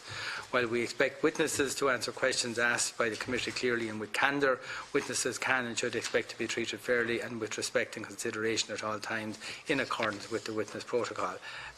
Mr. McCarthy, can we have your opening statement? Thank you, Chairman.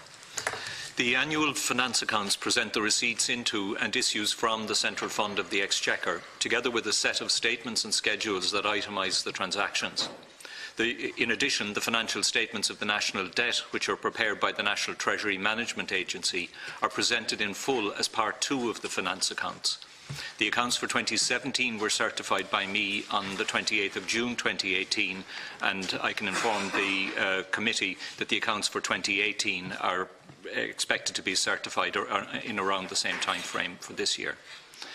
Chapter 1 of my report on the accounts of the public services is designed to summarise the transactions on the Central Fund recorded in the finance accounts in a more accessible format and to highlight relevant trends in such transactions.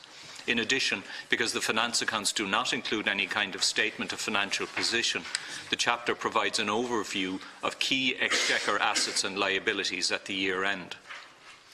Exchequer receipts in 2017 totalled €58.4 billion, representing an increase of €3.3 billion or 6% compared to 2016. Issues from the Central Fund in 2017 amounted to €56.5 billion, which was a year-on-year increase of €395 million, or just under 1%. The surplus of receipts relative to issues for the year was €1.9 billion. The gross national debt stood at just under €199 billion at the end of 2017. This was marginally higher than at end 2016. The cost of servicing the national debt fell from €6.8 billion in 2016 to €6.2 billion in 2017, and that was a drop of 9% year on year. This reflects the impact of the refinancing of debt by the National Treasury Management Agency. Members may wish to note that in 2017, the Department of Finance commenced publication of an annual report on public debt in Ireland. This provides useful information and commentary on the composition and evolution of Irish government debt, on measures of debt sustainability, and on progress towards achievement of debt targets. As a consequence, I have reduced my own reporting on the public debt, which was intended to address the previous information gap. Turning to the special report. In addition to many other responsibilities, the Department of Finance represents Ireland's interests in the EU budgetary process and EU policy formulation. Schedules to the finance account show payments from the Exchequer to the EU and receipts into the Exchequer from the EU. However, this is only a partial view of Ireland's transactions from the EU, which flow through many sets of financial statements. In fact, there is no single source that gives a complete overview of such transactions. Against the background of Brexit, negotiations for a new EU multi-annual financial framework and European Parliament elections, I felt it might be useful to provide such an overview. This resulted in the special report before the committee today. As the figure which can be now brought on screen indicates, financially, Ireland was a net beneficiary of the EU up to 2014. Since then, Ireland has received marginally less than it has contributed. Ireland's contribution to the EU budget is linked substantially to Ireland's economic activity levels, with elements related to VAT collected, customs duties imposed in Ireland, and gross national income levels. The Irish contribution in 2017 totalled €2 billion. The Department of Finance has projected that the contribution is likely to increase significantly in future years. Ireland received a total of €1.8 billion in EU funding in 2017. Over 80% of the amount received was in respect of agriculture and rural development. As members are aware, this funding makes a significant contribution to the viability of farming in Ireland. Approximately 90% of EU funding received in 2017 was administered through central government departments. The remaining 10% went directly from the EU to public bodies, bodies in the private sector in Ireland, or was spent on EU bodies operating in Ireland. I recommended that there should be annual reporting on a consolidated basis of Ireland's EU transactions, but the accounting officer was not convinced of the need for this. The 2017 appropriation account for the vote of the Office of the Minister for Finance records gross expenditure of €34 million. There was a net underspend of €7.2 million relative to the estimate, which was for surrender at the year end. The appropriation account presents expenditure under 3 expenditure programmes. These relate to the costs incurred in 2017 in respect of economic and fiscal policy, on which the Department spent €18.9 million, banking and financial services policy, on which the Department spent €8.1 million, and provision of shared services, on which the Department spent €7.1 million. The expenditure on banking and financial services policy recorded in the appropriation account does not include costs associated with staff seconded to the Department from the NTMA to deal with banking sector issues and certain related consultancy costs. Those costs are borne by the NTMA and are not recouped from the Department. Finally, the Fiscal Responsibility Act 2012 requires me to report to the Dáil Éireann each year with respect to the correctness of the sums brought to account by the Fiscal Advisory Council. Chapter 22 is my report for 2017. I gave a clear audit opinion on the Council's financial statement for 2017 and when they incurred expenditure of €607,000. Thank you, Chairman. Thank you indeed. And Mr. Moore, your opening statement, please. Thanks. Thank you, Chairman, for giving me the opportunity to address the committee this morning. With me today, Mr. John McCarthy, Chief Economist, Gary Tobin, Head of our Banking Division, Marc MacSharry, Head of Corporate, Fiachra Quinlan, Finance Officer, and also joining us behind us, Mary O'Neill. I'll focus on the specific items on today's agenda and also give a brief flavour of some of the Department performance and outputs in the period. In items on today's agenda are Chapter 1 and Chapter 22 from the CNAG Report 2017, the Appropriation Accounts 2017, the Finance Accounts 2017 and the CNAG Special Report on Ireland's transaction with the EU in 2017. The estimate for the Department of Finance for 2017 was €40.8 million, €39.5 million net of appropriations and aid available and capital carryover of €0.2 million. The net outturn for 2017 was €32.5 million, leaving a surplus to be surrendered to the Exchequer of approximately €7.2 million. This surplus arose for a number of reasons. Recruitment did not progress at the pace anticipated, resulting in a pay bill underspend of €0.6 million. The 2017 bill was estimated on a headcount of 329 staff. The average number during the year was 307 by comparison. At the end of the year, staffing was stood at 310. Some €2.8 million underspend occurred on non-pay administration. €2.2 million of this was due to capital projects not proceeding during the course of that year. There are also underspends of approximately €3.6 million on programme-related costs arising from lower legal and consultancy costs of €3 million during the year, mainly in relation to shareholder and financial advisory division of the Department. There was a saving of €500,000 in relation to disabled drivers' fuel grant scheme.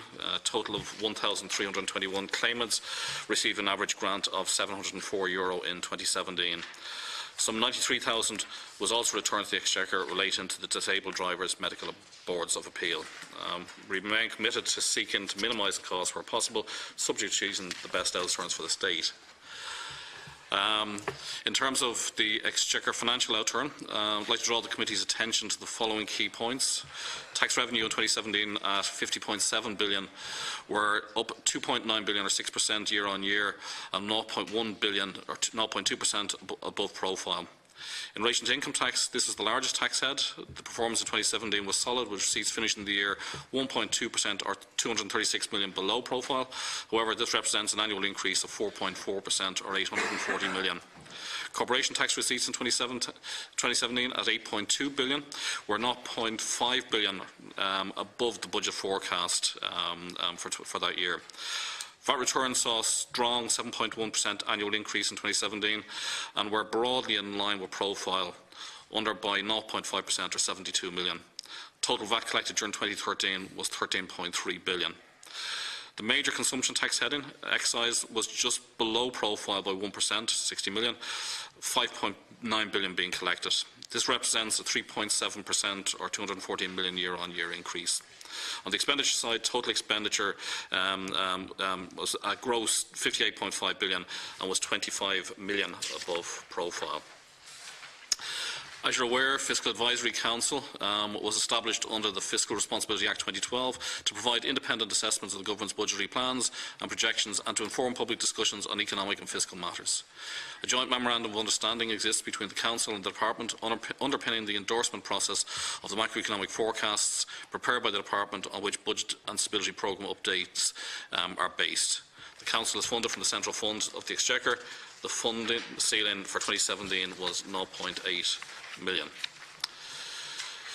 The CNAG's special report represents an overview of transactions, contributions, receipts and financial corrections relating to Ireland's transactions with the EU during 2017.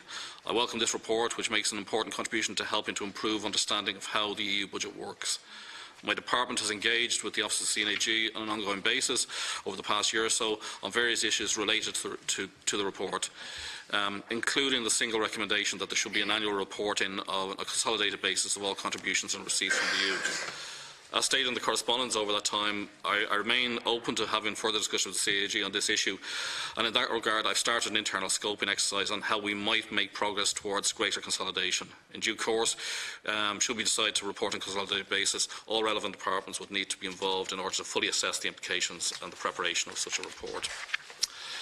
I'd like briefly to turn to some of the department's performance and outputs in recent years. The Department completed statements of strategy 2017 and 2020, and we continue to work towards achieving the two broad goals of a sustainable macroeconomic environment and sound public finances, and a balanced and equitable economy enabled by a restructured, vibrant, secure and well-regulated financial sector. The successful IPO of AIB in June 2017 was the second biggest in the world at that time. It raised €3.4 billion for the taxpayer. This has created a strong platform for the state to recover all the money it has invested in AIB over time.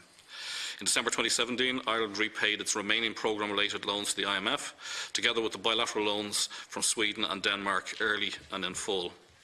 The Department published an action plan in 2017 under the Government Strategy for International Financial Services. In 2017, 2,000 jobs were created under the strategy. Climate change has been identified by the Department as a risk to the sustainability of public finances and the health of the wider economy. In this regard, the Department supported the NTMA's launch of Ireland's first sovereign green bond on the 10th of October 2018. A rainy day fund has been established to protect against severe economic shocks. It will be seeded with an initial €1.5 billion contribution from Ireland's Strategic Investment Fund. The Government announced it's setting aside some of the historically high levels of corporation tax, with a contribution of €500 million per annum being provided for this year. Since 2015, modest sustainable annual increase in expenditure have been implemented. This approach, underpinned by growing and broad-based tax revenues, is targeted at delivering ongoing sustainable improvements of public services and infrastructure. I'm encouraged by the robust pace of recovery in the Irish economy, with GDP increasing by 6.7% last year. The increase in economic activity is broadly based and economic fundamentals are strong. Ireland remains one of the fastest growing economies in the EU. The recovery in the economy is seen most clearly in the labour market. Strong employment gains have driven substantial turnaround in unemployment, which has fallen from a peak of over 16% in 2012 to an unemployment rate of 4.6% in the last quarter. The prudent economic and fiscal policies implemented over recent years have placed Ireland in a stronger position, most notably through improvements in competitiveness and growth in employment. As a result, Ireland continues to maintain its A-grade rating in each of the 3 major credit rating agencies. However, we are now at or about full employment, and the economy is likely at or close to capacity. With uncertainty in the global economic and trade environment and the reality of Brexit, we face a different set of challenges in managing economic and fiscal policy in the coming years. The UK exit from the European Union will impose significant costs on the Irish economy. The question of how costly depends on the exact form that exit takes, orderly or disorderly. While the ratification of the withdrawal agreement remains the government's preferred outcome, it is not possible to assign an exact probability to the different forms of UK exit at present. In recognition of this, the broad strategy has been to assume an orderly exit, but simultaneously to plan for a disorderly exit. Brexit issues are mainstreamed into the Department's work in all areas, including economic analysis, financial services and taxation. Before concluding, Chairman, I take the opportunity to express my appreciation to the staff of the Department for their ongoing work. It's only through their continuing commitment and dedication that we can deliver on our objectives. Thank the Chairman and the Committee for your attention and welcome any follow-up questions. Thank you indeed, Mr. Moore. And the speakers have indicated in the following sequence. Peter Burke, first speaker 20 minutes, Marc MacSharry, second speaker 20 minutes, and Catherine Murphy 10 minutes, Catherine Connolly 10 minutes. Peter. Thank you very much, Caherlock, and I'd like to welcome all the witnesses and thank both the Secretary-General and the Department for all the work they do in terms of presiding over the Department of Finance. Just first of all, I just want to touch on a few topics. First of all, in relation to the state aid recovery case in connection with Apple. Just first of all, obviously the 14.3 billion, as stated, is now in the escrow account. Is that correct? Yeah. And just have we any timeline or estimated timeline in terms of how long we're going to have to wait for a judgment, or what pace is the process taking so far? Deputy, this could take many years. We had an expectation of having a preliminary hearing this side of the summer, but that hasn't happened and it's likely to go back. In my experience, by the time this gets through the full process of litigation, including up to and including the ECJ, this will be probably several years. And when you say several, could it be a decade? I certainly know of one state aid case that it's significantly more than a decade, yeah. And in terms of significantly more than a decade, and in terms of scale, how would this compare to other state aid cases in terms of the scale and magnitude of it? Oh, scale and magnitude, there's nothing quite like this. 14.3 is a billion. There don't think there's ever been a state aid case across Europe where that amount of money has been recovered. And this is one of the reasons that use of an escrow and that to be kind of negotiated between the state, the company and approved by the Commission became so important. I mean, if you take 14.3 billion simply on deposit of negative interest rates, rather than put it into a fund that's going to be managed by agreement across the parties, the state will be looking at very large cash flow losses in the short term. So this is an exceptional amount. I don't think there's ever been anything at this level, and the reason we use an escrow is that the money goes in, it is managed against an investment profit, and whatever is left, whether it's an increase against that or a decrease, settles the full amount rather than take the risk all on the taxpayer.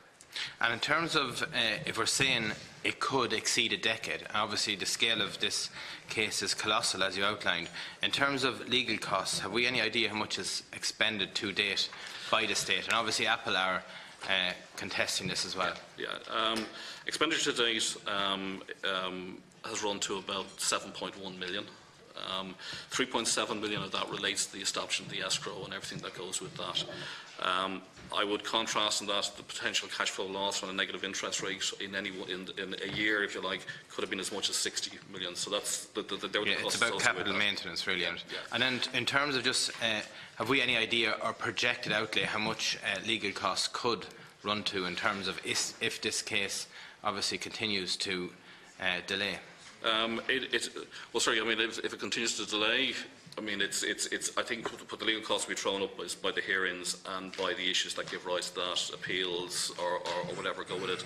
So at this stage, you know, we don't have a fixed progression, a projection of that. But obviously we'll get quite substantial if we're at 7.1 million yet without a hearing in terms of the court process. On the legal cost part of it, it's about 3.4 million to date, of which the department, excluding the escrow, excluding the escrow, of which the department I think has met about 2.5 million, and others fall on the CSSO and people like that. So yes, it has potential to be significantly more than that. And just explain that in terms of the breakdown of costs from the department. You're saying the CSSO. We picked up. Give you detail. I mean, these costs run from 2014 forward. You know, in terms of department spend, and that's what I have in detail, we have spent about 2.3 million on legal services, 90,000 euro on translations, because the documentation can be in French, and other expenditures of about 65,000. So predominantly legal services of that 2.5 billion, 2.5, sorry, not billion, million. Just to be clear, and I say the CSSO and revenue have probably incurred expenditures. And just in terms of the longest running state aid case that was significant that you know of, how long did that run for? It's still running, and it's I think it may well be coming to a close shortly, but I would, from the mid-1990s. Mid-1990s. So this dominates public discourse. It's incredible to say that it's so far away in the distant. This will take a number of years. I don't think it'll take that long. Sorry, I'm just giving that's a word. This is one case. But it is a complex. But it is a complex thing. Issue that is being debated. It is going to take, which is going to take several years. And the repercussions of the result is obviously very substantial too, in terms of the tax code and what it means for our revenue authority making determinations, etc. That's right. It's far-reaching. Yeah. Just in terms of, just to quickly touch on a few other issues, the Independent Fiscal Advisory Council, I understand there was 25 recommendations made in a report published in 2015, and it just states there was 2 recommendations which were not implemented. I was just wondering, what were those recommendations that weren't implemented? Can we get John, do you? There was 25, and I think there was 3 which were outside of the control of the Independent Fiscal Advisory Council, and there were 2 which were decided not to be acted upon. You don't definitely have the actual recommendations there, do you? I don't in front of me, no. Okay, let me try and track that down for you here. I mean, the Fiscal Advisory Council, in its it does a report twice a year. It makes recommendations, but they're mostly in the policy space, so it would be more for government rather than officials. But there are some recommendations that they make, for instance, to improve the macroeconomic forecasts or to do this, that and the other. Most of those would have been implemented, so I'll try and track down which 2 haven't and come back to you. Certainly, I mean, we almost do an annual update of the Memorandum of Understanding between the IFAC and the department, you know, and that's a very smooth process, you know, we do everything we can to facilitate their work in terms of making the information available. And just in terms of the rainy day fund, the $1.5 billion deposit, is that already in the fund? Is the fund set up now and the money in it? The legislation to establish the rainy day fund, it just completed report stage in the Dáil earlier this week. So my understanding now is that I would have to go to the Shannon. And just procedurally, I know the ISAF have set the money aside to go into that. You know, they're sort of managing that separately. I mean, and we have the $500 million from corporation tax to be set aside as well. Take off the top, yeah. And just in terms of the issues that were raised about, obviously, that the fund is to be deployed in a counter-cyclical manner if the economy does meet a shock. There has been questions raised in terms of the flexibility of the fund to be drawn down, considering domestic and EU rules in terms of spending. Is there a significant amount of concern justifiable in terms of how we can spend that money if the economy does enter a shock? I mean, I think the reality is that in accounting terms, the deposit, the money going in, doesn't count as an expenditure when it's going in, because basically what you're doing is you're transferring one account when it's to another. coming out is the But when issue. it comes out, it becomes a charge, and we saw that when we took the money out of the National Pension Reserve Fund during the crisis. You had that effect. It doesn't make having that cash where you may be marginalised in terms of your access to the markets a bad thing to do. And indeed, I mean, in the recent IMF Article 4 report, they did suggest that in the context of a disorderly Brexit, we should be considering, rather than making deposits, using the resource to support the economy if that was what was needed. So in the end of the day, if you're facing a crisis, the idea that you spend money is not something that... But strictly under current fiscal rules, we would be limited in terms of how we would be able to use that money. Isn't that correct? Come on, John. Yep. You're absolutely right, Deputy. The fiscal rules, you know, you're only required or only allowed to do so much in order to ensure fiscal sustainability. But the Stability and Growth Pact, the fiscal rules, does apply for what's called an escape clause. So, in other words, if you hit sort of force majeure events, so events beyond the that would be a very significant crisis then. It's not really. No, I mean, if you look at some of the force issues, majeure would indicate, in terms of a common term, is a very, you know, it's a very difficult situation. well, there have been circumstances already within the rules in which countries like Italy have taken advantage of these exceptional circumstances, okay, that have allowed them to spend some beyond the limits under the SGP, okay.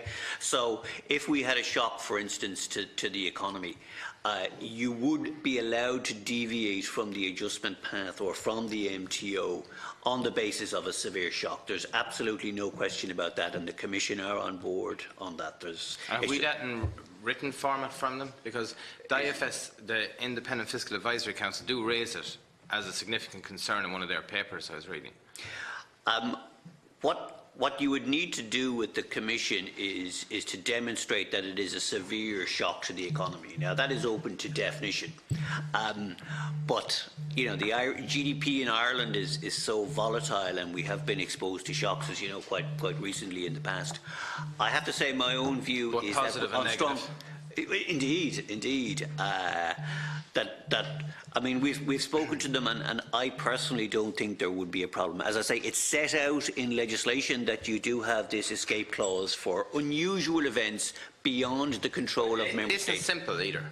It's not just a simple. You know, there is a demonstration, obviously, to be done in terms of the ability to expend the monies that will be generated. Yeah. And there would be a discussion then between, at official level, between ourselves and our interlocutors in the European Commission, and then at political as well, between the Minister and then his colleagues at the ECOFIN Council. But if you can demonstrate that the economy is subject to a shock, then you will be allowed to deviate from the adjustment path to smooth the shock. And if I could just add, in terms of the legislation that's going through the Houses at the moment, there is a provision for what's known as an in-year contingency reserve of 500 million for the kind of force majeure type issues that Mr McCarthy mentions. And then if that 500 million isn't used, the legislation proposes that 500 million then goes into the rainy day fund. That's how it proposes to work. And obviously, just to touch on the concerns that were highlighted by the Independent Fiscal Advisory Council in terms of expenditure in the state currently, and our reliance potentially on corporation tax and the huge revenues that has been increasing over the last number of years, and the reliance particularly on the top 10 corporates and how much they generate. I do note one article which the chairperson of the Revenue Commissioners did state that a number of companies do travel in and out of the top 10 corporate tax take, which he was arguing does give some level of security. But in terms of, you know, the current overruns we see in the Department of Health, in terms of the exposure to Brexit and our current expenditure path and our current growth rate. And I note you did use that very dangerous statement in your opening statement that the economic fundamentals are strong. I think a lot of people perished on that before. I did qualify very, very strong, however, a paragraph later. I think that needs to be significant. But just if you could touch on those points there, please. Yeah, I haven't sent the speech over. I said maybe that 2 words I shouldn't, a few words I shouldn't have left in. Listen, in terms of concentration of corporation tax, I think the department have been told about its concerns about this for several years, and we haven't been behind the door about that. Is where the historic long-run average of corporation tax's contribution to our overall tax take has been something around 14% on average. It's now up around 19%. It has to be a cause for prudence and concern and watching it, because some of the consequences of what's been happening in global tax reform has made Ireland a more attractive proposition for multinationals, and you've seen strong performance. You've seen the global economy has continued to grow. So you've seen the profitability has improved, but there have also been other changes going on. That's why taking €500 million out of that continued performance, the high performance, and putting it into the rainy day fund is not a bad thing to do, because the last thing you want to do is to find that you hit even slightly bumpy waters and for a big line of funding to disappear. Not to be totally just in reliant terms on of our growth and our expenditure of, let's say, €4.5 billion, the increases that concerns have been raised with, do you think it is sustainable in terms of that there are uncertainties with Brexit, with our increased level of corporation tax, be it that we're putting some of it aside? Yeah, if you take, in any one year you can look at the expenditure numbers and say, this is going the wrong direction. But you take it over a 4 or 5 year period. I think average expenditure increase, current expenditure increase, has been the order of 3.5%. Probably slightly less in real terms. That's below our trend growth rate, which is 3.5%, but inflation sitting on top of that. So if you look at it in that way, in the round over a period of time, the last thing you want to do is to see a situation where that starts to spin out of control. Absolutely the case. But I do think we do have to be prudent that the fact that those taxes are there, they're not there simply just to be spent because they are vulnerable. You need taxes that you can rely upon. And just going back to the point of the top 10 corporate taxpayers, there was a time when there would have been Irish domestic companies in the top 10, but there are no longer. They're all multinationals, and that top 10 will vary over time as new companies come in, as people use up capital allowances or losses that they might have had in the past, so it will vary. But the concentration of over 40% of the take from that tax set in 10 companies, not unusual internationally that you have this high concentration in big companies, but it's something that we have to watch. John, do you want to? But you're happy in terms of you're looking at our expenditure level, which is reasonable over our increases over a period of time, putting a number of years together. But obviously the Council has raised concern in terms of the increase in Budget 2019 particularly. Yeah. And obviously it didn't say any major issue about the tax part of the budget, but in terms of, are you concerned by that? Well, what concerns me, I suppose, there are a couple of things going into 2020, just in that regard. Disorderly Brexit is one. I think that just the simple costs associated with, what Mr McCarthy would refer to technically, the operation of the automatic stabilisers, that's unemployment will go up, taxes will fall as a result of disorderly Brexit, could run to a couple of billion. And therefore we have to have an eye on that. That's just. Have you any estimate done on that in terms of what is the worst case scenario? Well, we have the various estimates. I think the DSRI and the department published a revised impact of disorderly Brexit back in March. It was earlier this year. Yeah. Its estimate over the first 2 years is that we'd see a deterioration in those terms in the deficit of about 0.4% GDP over 2 years. In terms of growth, then. So I can get you the figure after flat. Over the medium term, Deputy, we estimated that a disorderly exit would take about 5 percentage points off the level of GDP. Okay? And after that decade, the deficit, if there was no policy response, would be 1 percentage point worse than would otherwise be the case. What does that mean to regular people? It means that the unemployment rate would be 2 percentage points higher than in our baseline scenario. Okay, so impact on terms of growth, the public finances, and I think where people would feel it most in the labour market. Okay. And just, I mean, on that 0.4% deterioration, that's simply on those automatic stabilisers, on tax take falling away and social spending going up. It's likely that that'll be front-loaded, so 2020 will see a bigger impact with that easing off something somewhat in 2021. They're the sort of exercise that we're doing at the moment in terms of preparation for the autumn. And you're happy in terms of executing our spending increases with that backdrop facing potentially? Well, these are the choices, and as I referenced, you know, at the moment it's hard to say what the probability is going to be around Brexit. You know, I think on the one hand we would have to be very cautious in an October budget. In my view, there's going to be a hard exit 2 weeks later. You know, and you'd have to act accordingly. In terms of if there is an orderly exit, then you've got another set of challenges. You know, kind of we go out with it. There's a deal done eventually, and we're at a point where we're at or about full employment. We are seeing earnings start to tick up in the economy. We're starting to see capacity pressures, and that would all argue in favour of pumping less money into the economy. So that making sure you contain expenditure increases, you contain what you might do by way of tax reductions, very much a counter-cyclical budget would be, you know, kind of where we should go. John, don't you want to add or disagree? Just one very minor point as well. Well, it's actually an important point. Of the increase in spending that the Deputy is referring to, about 1/3 of it is due to capital. Yeah, capital spending is going up by, I think it's 22–23% this year, which I think we would all acknowledge is a positive thing given the capacity constraints in the economy, given the need to address bottlenecks. So it's more growth enhancing than maybe some of the other spending. So, but still, it's low enough in terms of we want to be careful with the current side.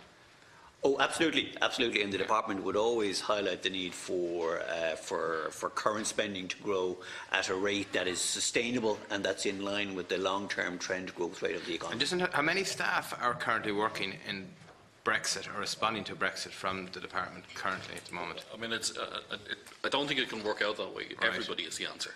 Right. You know, kind of, if you look at the omnibus bill that went through, there was a massive amount of tax in that. So the tax division, the economic division doing the analysis, Gary and his colleagues working with the central bank around the preparations of the financial sector. So it's essentially integrated into everything we do. We have a small coordination unit to bring it all together, but it is the entire department. And just quickly, just in terms of our banking at the moment, what percentages have we left in the main banks currently? We have approximately 70% of AIB. I think it's 14.9% of Bank of Ireland, and I think it's 75% of PTSB. And have we a value in terms of how much that reflects currently? Their current values? Yeah. I don't actually have it with me. Do you, Gary? Sorry. There was an evaluation done by the ISIF, but I think it's a little bit dated. I haven't seen the more up-to-date one. Now, things have changed, but at the time it was somewhere of the order 8 billion. But that might be a year or two out of date, but things probably haven't changed that much since. Just say that again. About 8 billion. Okay.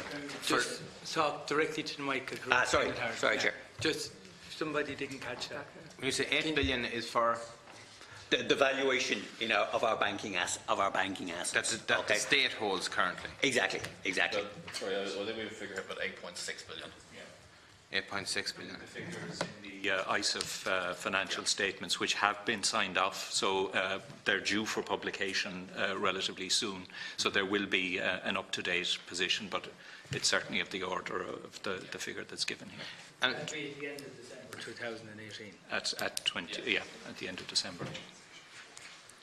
And just to explore 2 points there, in terms of what we've heard in terms of the mortgage tracker scandal and issues in terms of the way that our banking sector has behaved, and obviously in terms that the state is obviously a key investor still in our banking sector. Could you just explain to me the safeguards that you would employ in terms of your decision making? And what I mean by that is the choices in terms of recommending potentially, discontinuing loss relief in terms of corporation tax for our banking sector. Obviously, that has a huge asset for taxation on the balance sheet. It makes our banking system more valuable, in theory, for investment. And in terms of the state is a key investor on the other side, so in theory, for the state to get its money back out of the banking sector, it's in its interests, in a way, that the banking sector is as valuable as it can be. And the second point I just want to ask is in terms of non-performing loans and the power of the Minister vis-à-vis the Department in terms of when a CEO comes in from one of the main banks to say that he's under pressure from the SSM, that he wants to reduce his NPLs, and it's a case that a lot of people are caught up in these non-performing loans, and some of them are split mortgages, and some of the banks have totally different interpretation of what a non-performing loan is. We saw that as a member of the Finance Committee. I saw on a number of occasions where main banks differed in their adjudication of what is a non-performing loan when you have people who have signed agreements and have got their mortgages split, etc. So I'm just a little confused in terms of how the state manages that decision-making process in terms of safeguarding those competing interests.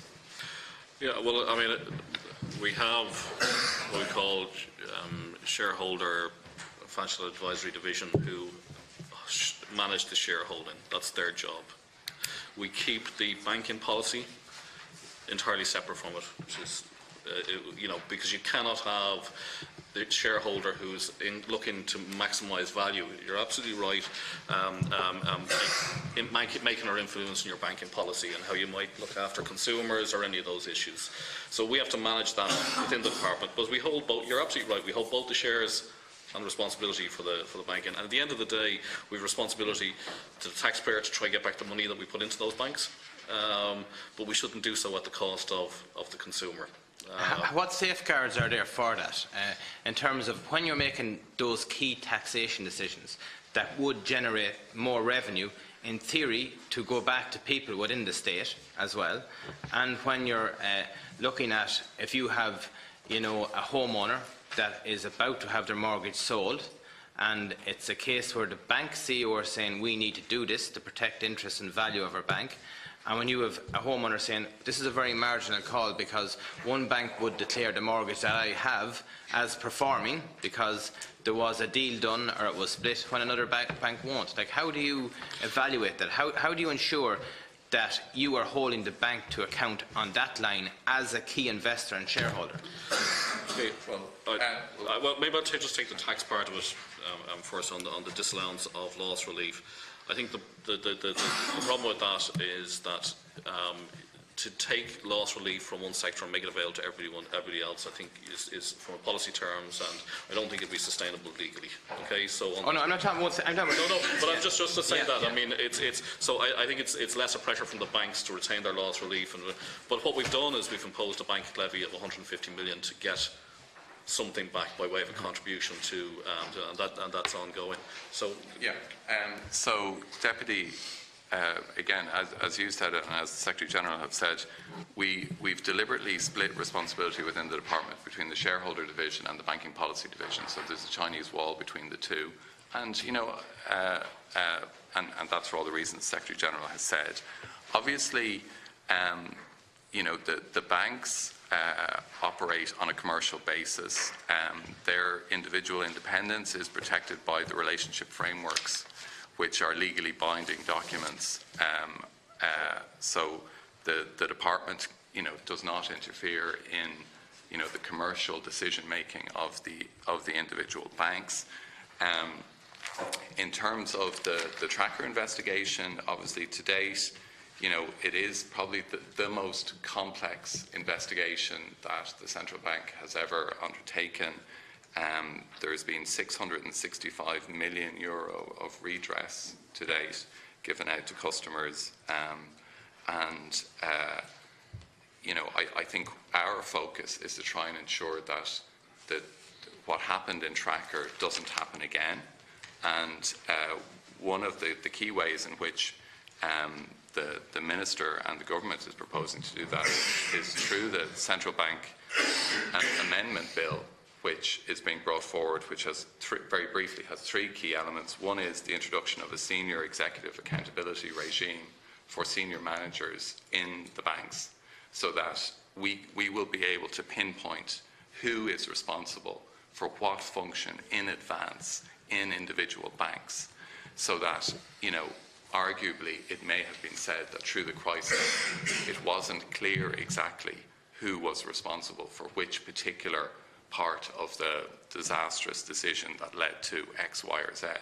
So the SEER regime, or the Senior Executive Accountability Regime, is designed to overcome that. There's also going to be new conduct standards for all financial services firms, and there's going to be enhancements to the fitness and probity regime and the enforcement regime. So there's going to be a lot more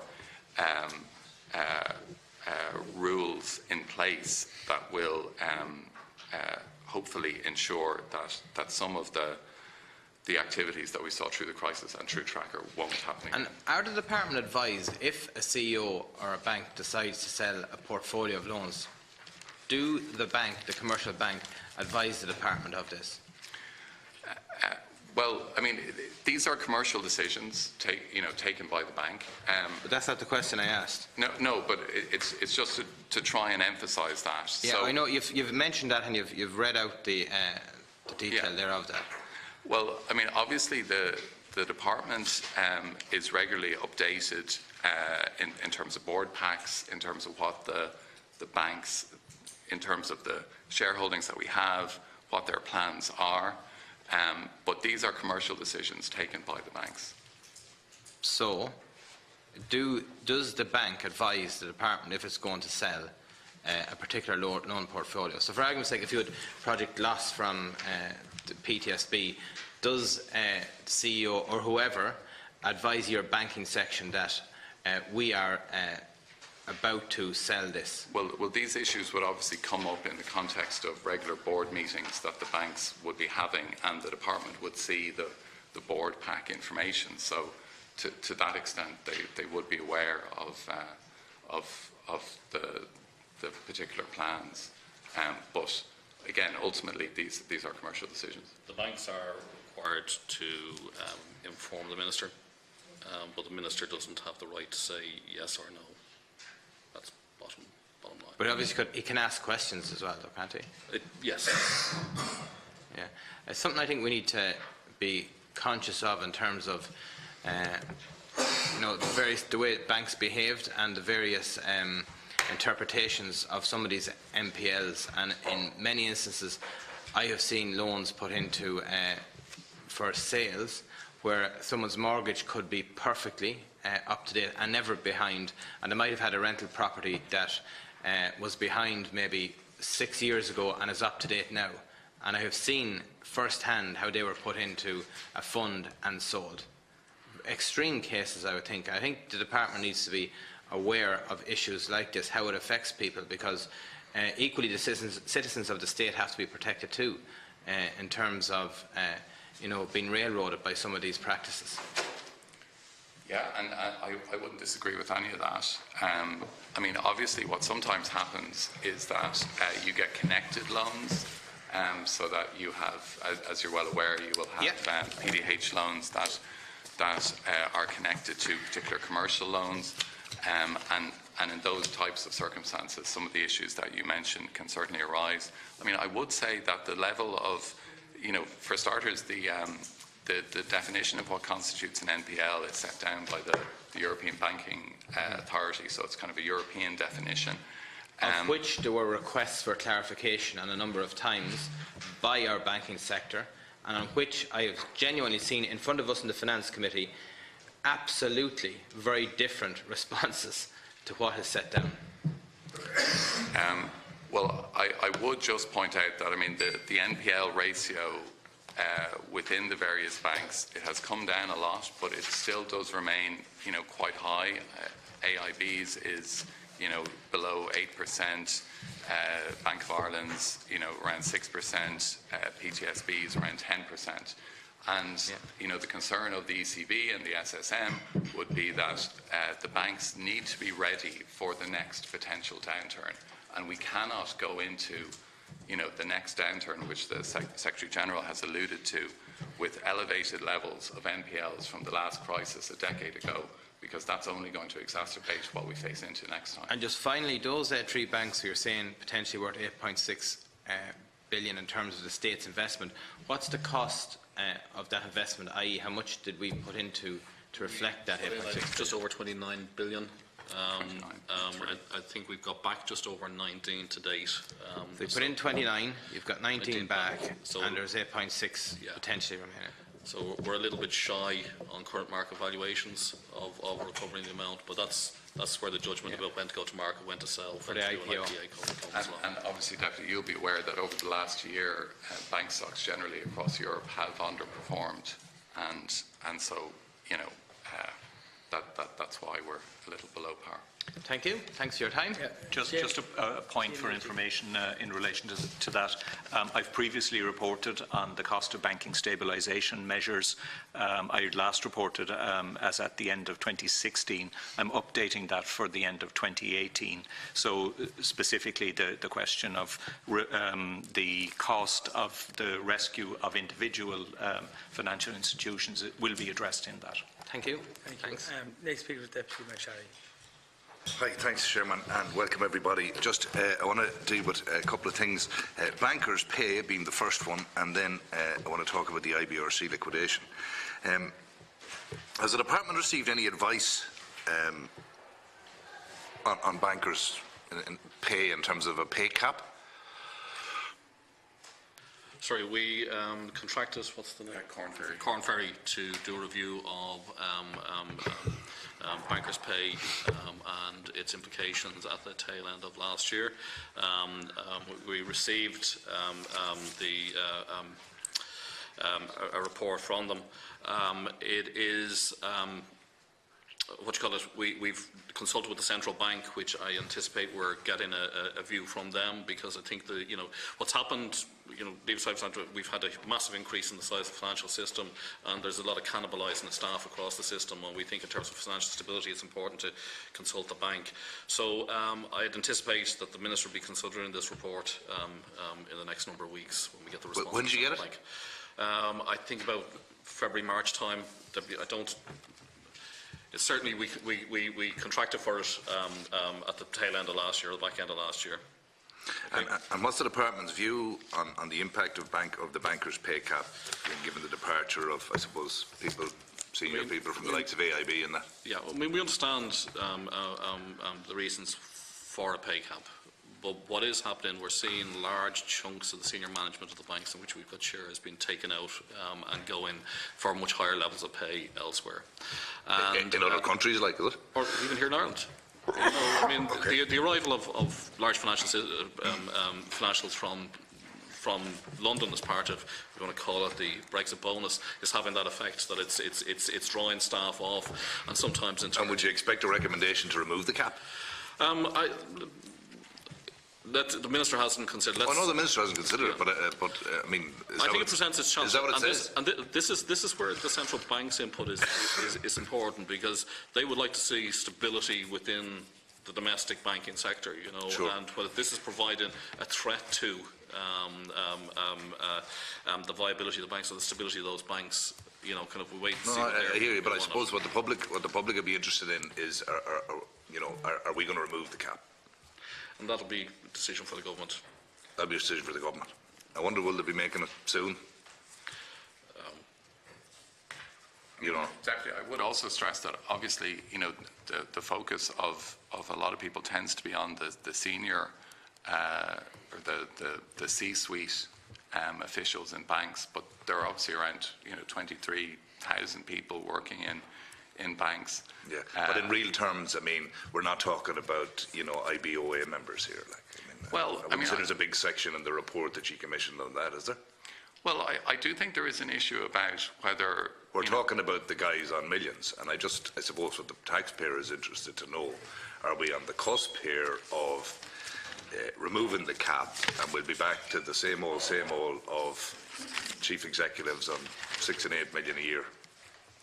Well, I think there is an issue about rewarding people lower down the organisation. No, I agree, but to be honest, I totally agree. Let's reward the people lower down, but I mean, that has nothing to do with the pay cap. Do you know what I mean?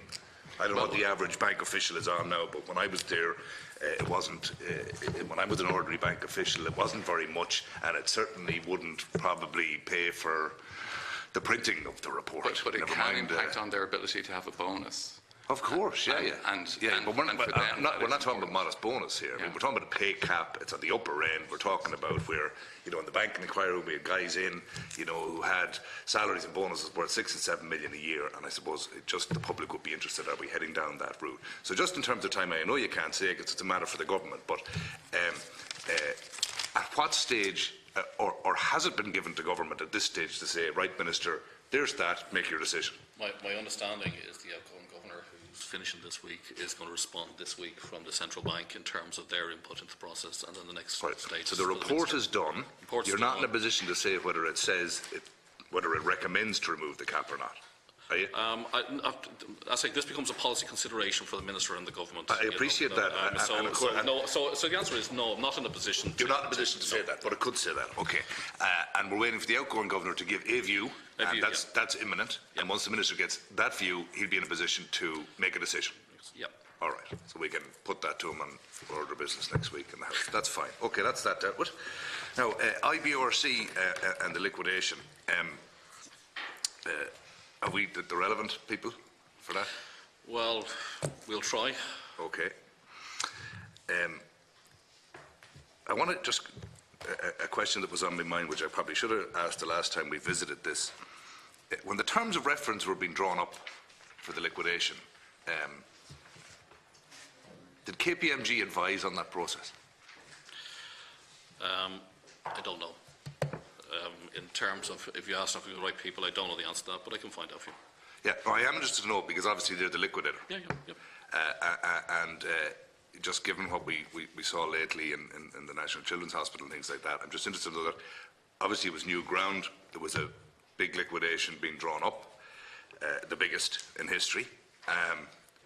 And I very much hope to hear back from you that KPMG were not consulted and didn't advise on the formulation of the terms of reference. If the answer is other than that, we have problems, potentially.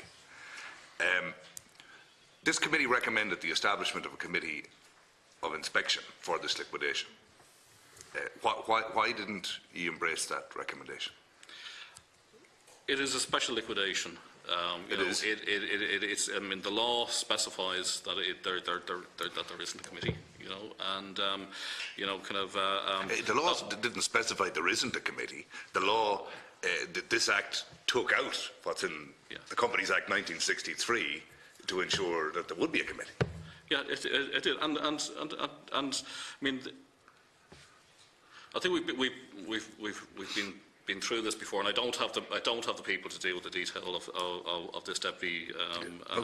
We've been through it before, but we got no answers, and we have this charade going on down in the High Court, where on one hand we're not allowed to have the answers because the thing is sub judice. This committee has offered to try and see if we can help here. The Chief State Solicitor's Office, without actually checking with us, put it into a letter of correspondence to the applicant in the case to say, listen, will you pull back if we let the PAC do a bit of work here? All we want to do is save a little bit of money, get the appropriate oversight, and meanwhile we have a case going on in the High Court. We have nobody engaging with anybody.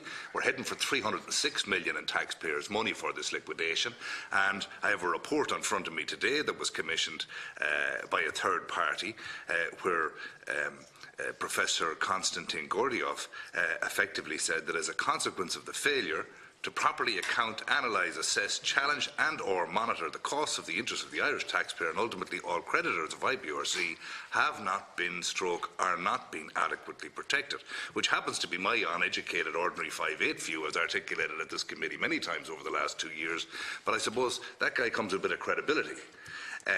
When we were last here, we did have the relevant person, a former employee, apparently, of KPMG, not that that's an issue, of course, and he was able to tell us that there was about 2 people dedicated to this. You know,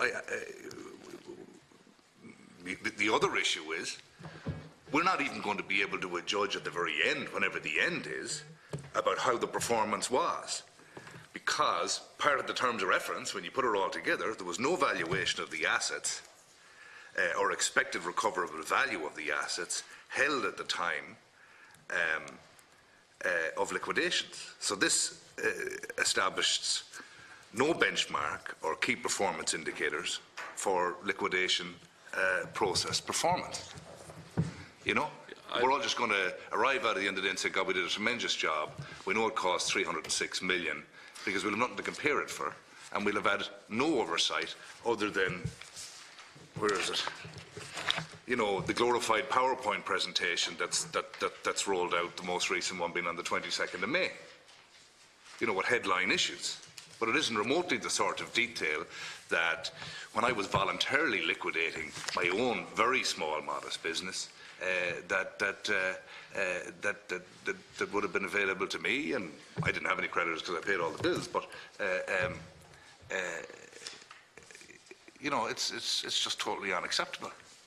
And I think we were, I think it might be 2 years ago now, prepared to engage them. But the fact is, there are two sets of litigants before the courts on these exact issues, and it leaves us in a position that we can.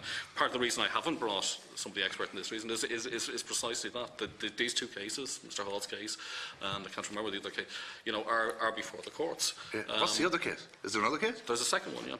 And who took that? I'll check that for you, but I will get the name. But there is a second case, yeah. And is the statement of claim broadly the same? Very similar, yes. And what's the issue? Why doesn't the state say, look, let's give the level of oversight that on the one hand the PAC are looking for, and on the other hand these 2 parties, whoever they are? Well, what's the issue? Who in the Department of Finance is saying, get on to the State Claims Agency or whoever is Chief State Solicitor's Officer, we're not doing that? Why are we not doing that? What have we got to hide?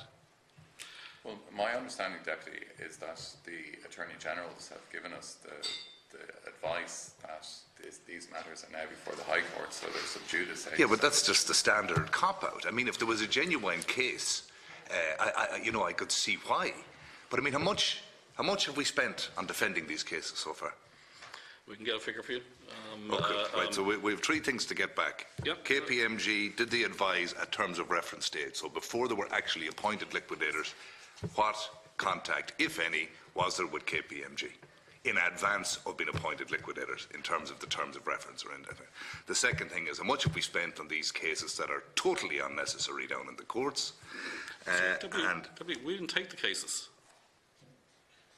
Yeah, but what did you mount a defence for? Why didn't you follow this committee's advice before there was ever a case and set up a committee of inspection? But I don't think we can ignore legal proceedings that have been initiated in the High Court by But sure, look, citizens. you got the Chief State Solicitor's Office to write to the applicant to say, listen, will ye pull back if we get the PAC to do this, that and the other? Do you not remember that? Or was that were the Chief State Solicitor's Officers acting unilaterally on that matter? My recollection, Deputy, is that arose out of our discussions here. What arose? To get the CSSO to see if they would pull back from the proceedings. Right. Which they did, to which they And they said, and what happened then? The proceedings are still... They sent you a proposal along those lines, didn't they? Who did? The applicant, or one of the applicants. Not to the best of my knowledge. There are 2 proceedings. I'll come back to you on who the second proceedings. Yeah, but I see, we're just unnecessarily wasting the people's money here. And the big money is the 306 million. And as I said, with the appropriate oversight, maybe a committee of inspection will come out with a detailed report saying, you know what, KPMG did the best possible job that could be done. And I always qualified my remarks about this matter by saying that. But maybe they don't. But in any event, the people are entitled to it. And as things stand, I'm not even sure there's anyone in the Department of Finance that has a level of detail available to them that an ordinary creditor or stakeholder would have. because KPMG pay themselves from recoveries, fine, the rates of pay or the NAMA rates or whatever. But I'm not looking at the timesheets. I don't know how many seniors, juniors, partners, you know. I often heard it said that in accountancy firms, if a particular job was done, people are told, yeah, put that time down on that liquidation, or put that time down on that liquidation. And that's what committee of inspections are for, to question and challenge those things and the need for stakeholders to be in there. And we don't have that. So you can't, in all fairness, tell me that you're 100% confident we're getting value for money, because you couldn't possibly know that. Chairman, we're going round in circles. No, we're not. Yeah, we are going round in circles. We are going round in circles. No, you're the man in charge. You're the man in charge, and I'm asking you, why didn't we set up a committee of inspection? Why was that advice given to the Minister of the day? Why don't we have one now? You've had this committee. You've had this committee recommend this 2 years ago. You have 2 court cases looking for the same thing. And you're right. Here we are again. And every time you're in here between now and 2022, if it's actually over in 2022, if it's a PMPA, it won't be over for another 20 years. But let's say it is over for 2020. Every Public Accounts Committee you're here, this is going to be on the agenda. And I mean, when we had the 2 people, many staff are associated in the department with it now. There was 2. Have we increased that? No, I think it's a similar level of staff. Similar to 2, yeah. Okay, well that's, that should give the people great confidence to know that there's 2 people keeping an eye on their 306 million.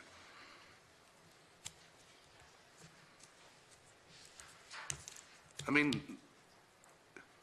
do you even agree with anything I'm saying? Deputy, we're operating within the law. Yeah, me too. Act was. Me too. Yeah. And that did not include a committee of inspection. Yeah. And we're operating within that. And why there are proceedings now before the court. There are proceedings now before the court around all of these issues, and we can't comment on that. Yeah, but there's nothing to stop you. Your colleague, Connolly, was here before and said, look, we have a great story to tell, I think were his words. We have a great story to tell, but we just can't tell you. I mean, you can put it into your response down the course, but you won't tell us. I mean, we're only interested in the people's money here. We're only interested in providing value for money, you know. Whose decision is it to stop defending a case? Sorry? Are you a part of that decision? Part of the case? It's the Minister, the Attorney General. Sorry, Department of Finance. The Department of Finance will be involved. Yeah. Right. Whose call is it like? Can I come back to you on this? Because this is. I say we didn't stay this litigation. We came in here in December, whenever it was, to a hearing, prepared to go through this. We had the liquidators here as well, you know. But the litigation was and then a second set of litigants. Well, we did have correspondence now telling the liquidators not to come between the department, if you recall, which was something we were unhappy about, if you recall that meeting. The legal proceedings were initiated very soon before that meeting. Yeah, just before that meeting, yeah. Left us in an impossible position. The previous Friday. Yeah. But to discontinue a case or to go to somebody and mediate and say, look, let's do a deal here. I mean, why doesn't somebody do that? I mean, these people aren't looking for compensations or money, to the best of my knowledge. I've read the statement of claim for one of them. I wasn't aware of the others. So nobody's looking to make money here that I'm aware of. They're looking for the same thing we're looking for, the oversight. I can understand, obviously, you know, the state can't be a soft touch. I mean, if somebody was looking to take action against the state and gain money and financial gains, of course, that's a matter for the courts to decide or whatever, and we must issue a defence. But I mean, you know, what we're fighting here is 2 people privately effectively looking for the same thing that the Public Accounts Committee of the state are looking for, which is oversight and transparency on the most expensive liquidation in the history of the state, 306 million. So far, 150 odd million in fees, 144.9 million in fees to KPMG up to December 2018. A&L Goodbury, 35.8 million. Linklaters, 20.2 million. You know, they're just examples of it. And maybe everything is done right, but we'd like to know, and we don't. And we're not going to till it's all over. And I'm concerned that the people aren't getting value for money, and I'm also concerned that 2 or 3 people in the department is not sufficient. Okay. Right. And does the legislation provide for a special legislation? Are you operating within the legislation? We're operating within the legislation, yeah. Yeah, it's not normal. It's not company. It's not. No, it's not company law. Yeah. It specifically left out the committee inspection. Pardon? It left out the committee inspection that's provided for in the company and law. who did that? The Oireachtas? The Oireachtas, yeah. In the end of the day, yeah. That was in the middle of the night. Oh, sorry. A lot of things we were doing at that time, definitely were in the middle of the night. So, Yeah, that was 5 o'clock in the morning. I think that was the one that was. Yeah, we understand that. We saw it at 10 o'clock. We saw it at 10 o'clock at night, and it was concluded by all stages by 5 o'clock in the morning. So that's the scrutiny you got. Right. Okay, Deputy, just. Am I out of time? No, you're not. Just make one observation. Just on that. Yes, it was Rush legislation. Yes, the legislation doesn't provide for this. Yes, it is the law, right? But maybe it's something we'll have to discuss, or the Oireachtas, someone else in the Oireachtas, or us in the Oireachtas. I agree, Chairman, but this isn't new. No. And none of us, yourself included, are bound to support or repeat the mistakes of the past. But it is reasonable that we would learn from them, you know? And I just feel, I can't imagine Minister Donoghue saying to you, Secretary General, I see you have a proposal here for a committee of inspection. I'm sorry, I'm just not agreeing to that. This was passed in the middle of the night in February 2013 or whenever it was. The Minister would take her arm off and say, that's a great amendment bill, let's do that. Let's get the committee of inspection in there and let's give the people the oversight that they require. And we'll also put to bed two court cases that other third parties are looking to achieve effectively the same as the Public Accounts Committee. I mean, would you not recommend that to the Minister? Sorry, Yeah, Chairman. 2013. Can I just ask, probably what's been looked at here, the legislation doesn't provide for a committee of inspection. Special liquidation passed by Oireachtas, major issue. The Department of Finance effectively said, we'll take the hands on this legislation, we'll appoint a special liquidator, and the Minister appointed him on whatever date it was, the 7th of February 2013, he commenced work a minute later. That's fine. But probably what the public would have expected, would the level of scrutiny that a committee of investigation would provide in a normal committee of inspection would provide in a normal liquidation, that level of scrutiny would be provided by the Department of Finance, given that you weren't having a committee of inspection prescribed in the legislation. And what appears to us here is the 2 staff members who are overseeing this wouldn't equate to a normal level of committee inspection. A company with a turnover let's of not 100 talk grand. about it. In other words, I don't feel, and I would have said it the last time, I was shocked to hear how few were on the case now. I know you told us early on you had 8 or 9 when the thing was starting, but we're down to 2 staff now. Because of the scale of this issue, it's the level, we would expect the same level of scrutiny in this case by the department as if it is done through the Companies Act that a committee of inspection will give in another circumstance. And we don't get any impression that there's a similar level of scrutiny here. Call it what you like. Maybe I'm wrong, but it's just a feeling I'm picking up. You know, and so you get the point I make. I understand the point. That's the point I make. It's not what you call it. Yes, the usual thing is the Companies Act.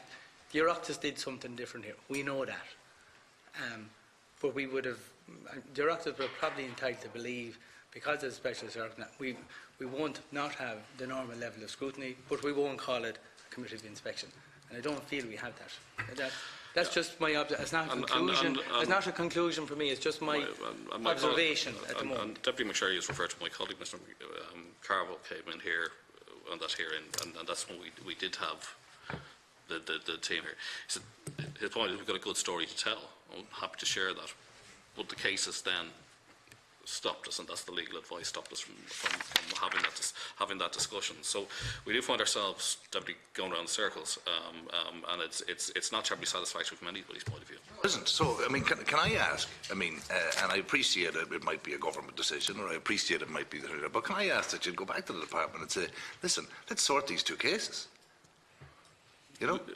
We'd be more than happy to sort these two cases. Okay, well then let's say, I mean, I hope the two applicants are looking in today and say, listen, let's sort these cases and give us the scrutiny that we want. Because, as fortunately I had to describe it as, you know, the glorified kind of PowerPoint presentation that comes out as the periodic report is not the kind of oversight that I'm talking about. I don't think I have anything else. Okay. So no, thank you. and look at the point.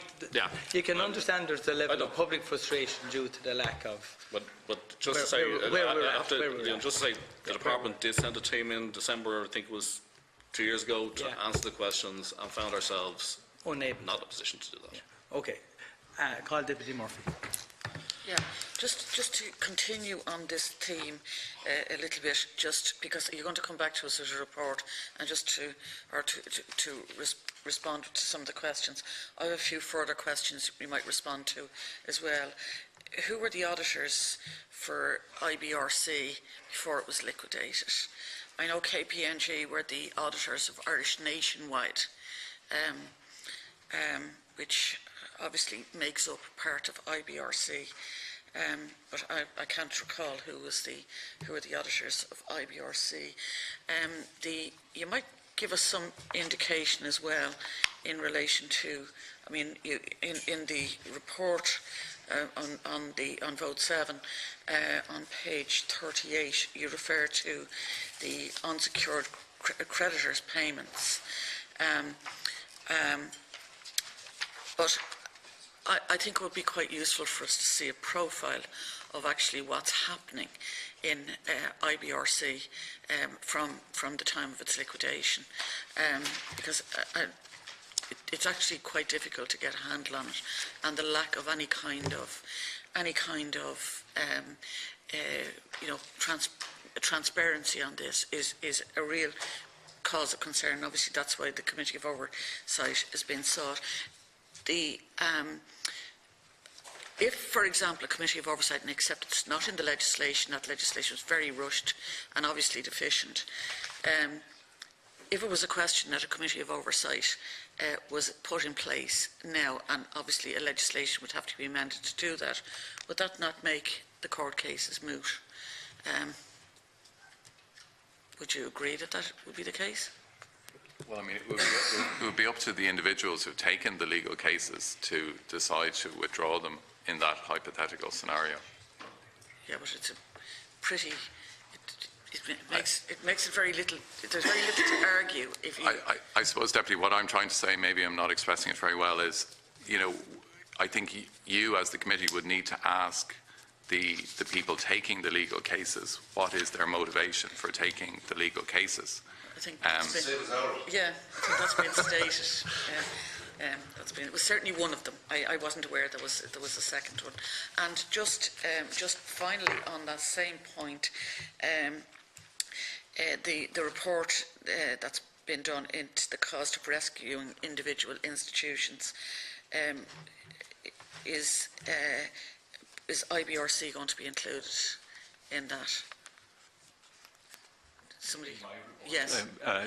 Yes, it certainly is. Right. Okay. I just want to go on to a number of issues in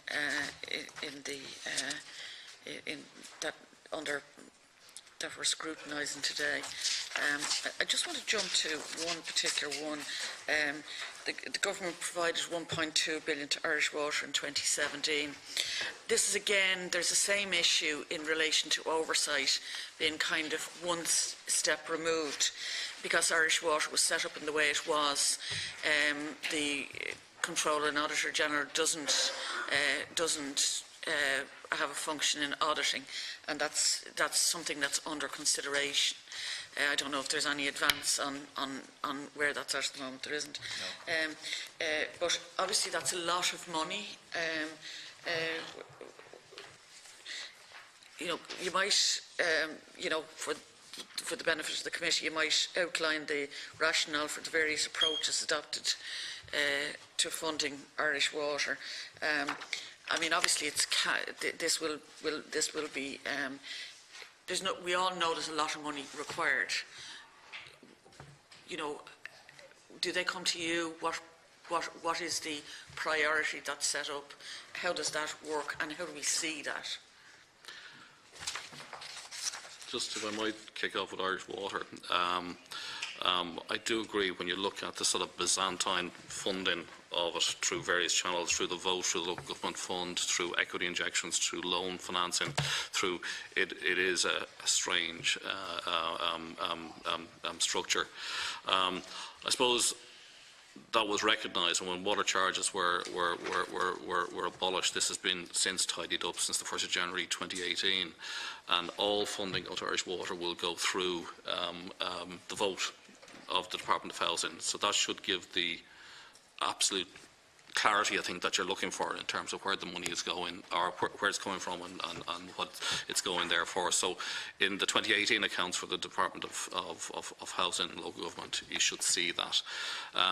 Also, you know, Irish Water's commercial borrowings are to be replaced by what we call a central fund stability. In other words, the NTMA will borrow on their behalf rather than have them borrow commercially to get that funding cheaper. I think it's legislation. I don't think so. No, it's already clarified here. I mean, it's happening. It's happening at the moment. I mean, there's a big spike. If you look at the exchequer borrowing requirement for this year, there's a big spike in it, and the reason is that we're borrowing state money to redeem, you know, at cheaper rates to redeem the commercial loans, the Irish Water loans. So there's been a massive tidying up and a greater bringing of transparency in that over the last 2 years. How much has been refinanced? Do we know? It's 1.3 or 1.8. If you just give me 1 second. Okay. Yes. But it's, you know, I think there's a spike in the EBR of about 2 billion in 2019. The most substantial part of it is Irish Water, the refinancing. Okay. I mean, in terms of oversight, do you have concerns that there isn't the kind of scrutiny that would normally be afforded to a very substantial amount of money? Yeah, well, listen, I think what's happened since the 1st of January 2018 massively increases that oversight. I don't think the controller would agree, but there's certainly a huge degree of greater transparency. Can I ask, would you concur with that? I prefer not to make a comment in relation to 2018 development. I haven't examined it, okay. and until such time as I do, Sorry, you're ahead of me. I was slightly ahead of you. But sorry, I did look at that table, and I did find it extraordinary construction. Can I just say, I don't find it acceptable, but that's my and I think the bottom line, Deputy, okay. is that it's not moved on to an entirely different model. Okay. Just 1.8 billion. I said 1.3 or 1.8. It's also important to recognise the Secretary General mentioned a spike in exchequer borrowing, but because it's just one fund within general government, it's completely neutral from a general government perspective. Yes, okay? it has to be. And you might send us the detailed note that you have there onto the committee. Sure. Yeah, happy to do so. Yeah.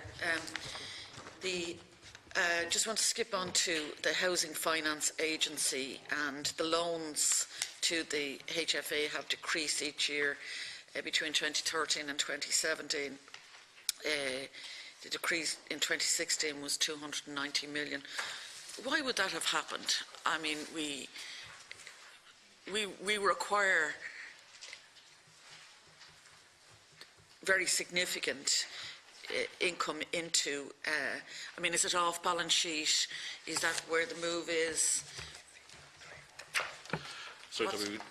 What's the reason for that? I immediately at this stage don't have an answer for you. Can I check that for you? Because I don't think there's any shortage of funding going. Specifically deals. We've not specifically deals with. Can I come back to you on that? When are you coming back to me on it? We'll try to do it before the end of the hearing, or in writing. In writing, probably the most efficient way of doing it. Yeah, because really what I'm after is, does that impact on the ability of the Housing Finance Agency to deliver new housing stock? That's the kind of thinking that I want not a The Housing Finance Agency, I think their lending is for more purposes than just for housing. I think it's local authority lending, and I think things like the land aggregation scheme and the purchasing of sites, or the taking in control of sites under land aggregation, has allowed some reduction and repayment to the Housing Finance Agency. And I think there was one transaction in 2017 where there was about 470 million.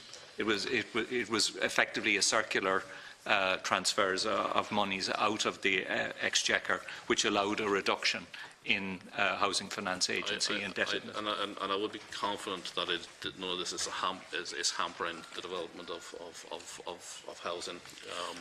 Not aware of anything like that. Right. So we'll get you some detail on that. But in terms of the overall policy and objective of delivering housing, I don't think this will prove to be sort of material. Okay. Just in relation to there's compensation and legal costs, but there's quite a sizable amount where there was zero compensation, but there was legal costs amounting to 526,000 award. What did that relate to? What we can often get is we have a case and it goes all the way to the Supreme Court and we win it. And in the end of the day, the Supreme Court will take the view that that was taken in public interest and require us to meet the legal costs of the applicant. Was that the case in this particular case? What was the case? It's Deputy Collins' case on. Oh yeah. Promissory notes. Promissory notes. So the instruction comes from the court that this was taken in public interest, and we're instructed to pay the costs. Right. Okay. The debt, the national debt, and or just one thing before I go on to that, I just want to ask you in relation to income tax, which was 1.2% or 236 million below profile. Now we've been seeing that there's and I know it's 2017, and we're up to this year we're up to a rate of unemployment of 4.6%. It was obviously higher than that in 2017. Why? Do you have an explanation why it's below profile? Do you understand the nature of for example, the workforce, and is that impacting on that? Like, for example, the gig economy, the like of maybe part-time work or whatever. Is there an analysis on that? There is. I mean, it has been the case, I think, as long as I can remember, that for big increases in employment, for new employment, the sensitivity or the elasticity in terms of tax is much weaker than for an earnings increase. And that's for a range of factors. It may well be it's entry level, but people come in the middle of the year and have tax credits available from that haven't been used in the course of the year. So its intensity in tax terms is much weaker. What you get is that the earnings, where there's an adjustment on earnings, you get a much stronger elasticity. So I think, John, and Mr. McCarthy will be much better at this. Elasticity for an increase in earnings, if you've got a 1% increase in employment, you'll see something like 0.8 or 0.9% increase in tax. If you see a 1% increase in earnings, you might get 2.1, 2.2% increase in the taxes, and that's always been the way. Right. So it's not a new phenomenon. There's one additional point, Deputy, that I would make, and that's income tax is a very broad church. Okay, so you have your labour-related income taxes, PAYE, USD and so forth, but you do have taxes on income that is not generated from employment. So you've got dirt in there, life assurance, exit tax, there is dividend withholding tax and so forth. I can't remember exactly because I tend to focus more on what's going on now, but I think in 2017 the shortfall on income tax was more related to those rather than the labour taxes. Okay. And certainly the amount of tax we've collected on dirt has fallen substantially, obviously, because the amount of interest people are getting is very low. Are they getting interest? Where would I go there to find that out, you know? Is some money for deposit, Deputy? The cheap overdraft now. They nearly charge you if you had any money to put in a bank nowadays, but anyway. I'd recommend the post office, Deputy, but Right. don't tell anyone I said it. Thanks very much. The debt to GDP ratio, I know we have a new calculation with GDPs, GNI star, but that is not how we're rated in terms of the fiscal compact treaty and the legislation that followed. So where are we in the table in terms of what is our debt to GDP ratio? It's approaching 60%. I think the estimate for this year was maybe 63, 64%. So we have the capacity then to borrow when we get to that point, for capital projects. Well, of course, we've already ramped up capital spending, 25% this year, and I think it's another 11% for next year. In money terms, last year we had public debt of 206 billion. Okay. This year it'll be about 205 billion, as the Secretary General mentioned. That's just above the 60% of GDP threshold. But on a GNI star basis, which we see as the repayment capacity, it's 107%. Okay.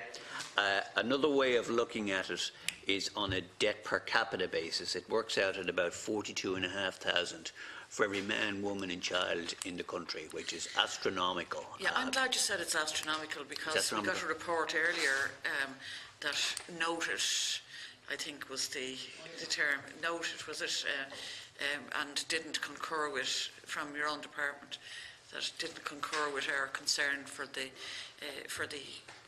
size of our national debt, which it is astronomical. And sorry, if I could just, 10 seconds, Deputy.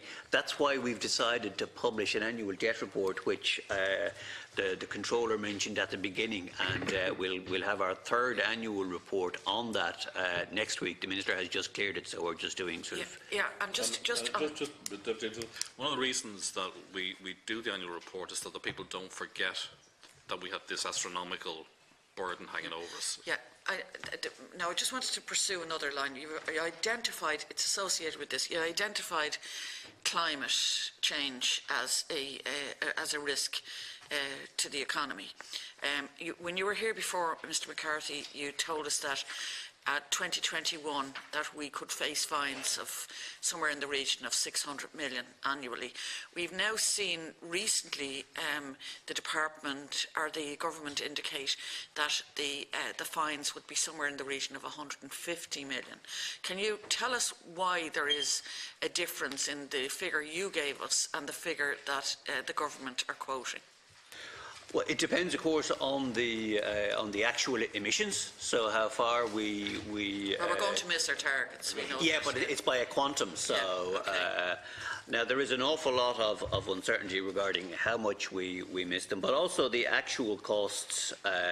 There's a lot of things that go into the calculation. So I mean, even the 150 million, that is subject to uncertainty as well. So when I was here before, I was trying to give an indication as to what the extent might be. So were you 450 million out?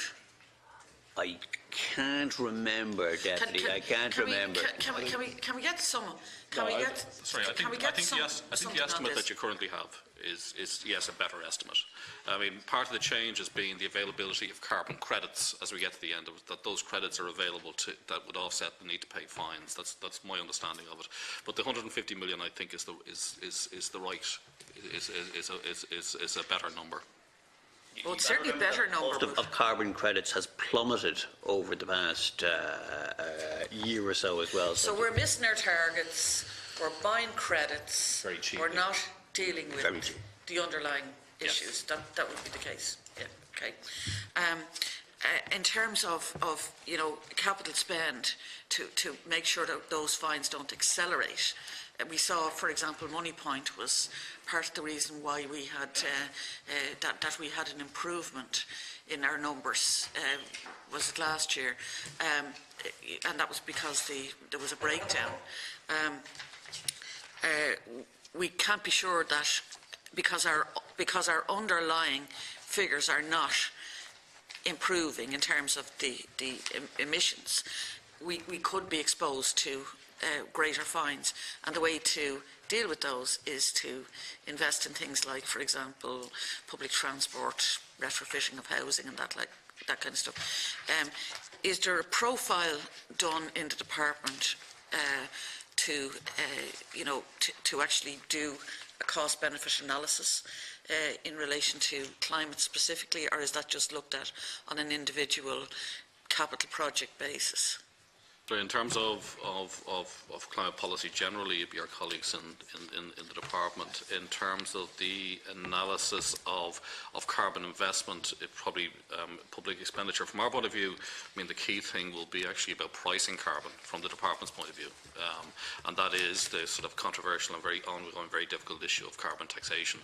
I think there is a very broad consensus that one of the biggest contributors to reduction of emissions is by pricing the carbon that's put in the cost limit. But that's not simple. I mean, it's genuinely not simple. It'll have distributive effects in terms of it may affect those people on lower incomes more heavily, and therefore you have to address those things. There is an urban-rural thing in terms of the impact of farming versus. So we have, I think, as recently as Monday or Tuesday this week, I'll put a public consultation document out at the request of the Climate Change Committee around the phasing in of carbon taxation, the hypothecation of those revenues, and what might be done to support the climate change efforts. And I think climate change is one of those things. You very rarely get a Secretary General of the Department of Finance come in and say that hypothecating revenues towards something is a good thing. I think the underlying problems of the environment is one of those areas where any revenues from a carbon tax should go towards carbon reduction. Okay, I completely agree with you. It isn't an easy subject, but it's not the only approach. Sorry, I absolutely agree with you. Yeah. It's not the only approach, because you can spend, for example, if you were to build an interconnector in Dublin, you may well cut the emissions in terms of transport, because it's one of the ones that you get a big gain from.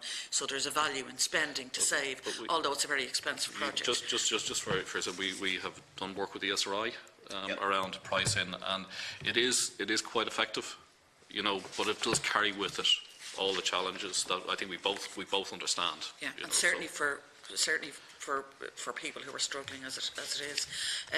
Just finally, can I just in the CNAG's report to us, he identified the amount of that we're a net contributor now, just marginally a net contributor, and a significant amount of that is the Common Agricultural Policy. And Brexit poses a particular risk there, because the UK makes up about 16% of the EU's budget, somewhere around that. Have you got that identified as a risk specifically in relation to Brexit? And I presume, obviously there's a budget for the European Union that has to be worked out yet, and it's doing it in quite an uncertain environment. Is that something that you're profiling? Well, I think it's fair to say that, and the controller referred to it, we're projecting big increases in our European budget contribution anyway. What would be the magnitude? It's currently 2 billion. It's 2 billion, and over the next number of years we head in towards 3 billion. Is it 2 or 3? It's 2 at the moment. It's 2 at the moment, but it's on the trajectory towards 3, because we are an economy that's growing faster than other economies in Europe. It is defined by GNI, which is, and therefore we will be paying more anyway. The specific Brexit effects, region of 150 million may well be, the impact of that is a discrete one, so it's not in itself a game changer. But then we have this negotiation of the MFF over the next period, and how that will change in terms of funding and money coming back. Sorry, John. 2.5 billion is the payment to the EU budget for this year. Okay. For 2019. For 2019. And do you have your projections for 2.8 for next year. 2.8. Okay. Just on the climate change and the brief that I may have discussed before with the Deputy, of course, as a rich country, we have an obligation to help the poorest countries in the world, and there are who are most affected by climate change, and there are costs associated with that. So that may account for some of the discrepancy with the number that I mentioned to you earlier on. I don't have the previous brief in front of me. And the department, as well as having a role on the tax side, does have a big role in financing climate change. Okay? Climate action. Financing climate action. Okay, thank you. Deputy Connolly. Thanks very much, and Fáilte Rómh, and thank you for all the documentation, and to the Controller and Auditor General as well, although I wasn't thanking you last night at 12 o'clock. But it's at the same time. Mr. Moran, I'd just like to put my, first of all, well done. The accounts, there's no issues whatsoever in relation to the Controller and Auditor General, and so it's important to place that on the record. And thank you for that. We have no issues. So then if we go into the substance and we look at your opening statement, and again, I'm not sure was it yourself, but I raised it on the last time as well. I have a great difficulty with this. I'll find it now. Here, yeah. Page 8 of your opening statement. I'm encouraged by the robust pace of the recovery in the Irish economy, with GDP increased by 6.7% last year. The increase in economic activity is broadly based and economic fundamentals are strong. Ireland remains one of the fastest growing economies in the EU. I have a huge difficulty with that statement, and then our credit ratings, which really reflect more on the agencies doing the rating when it suits them, so I put no emphasis on that whatsoever.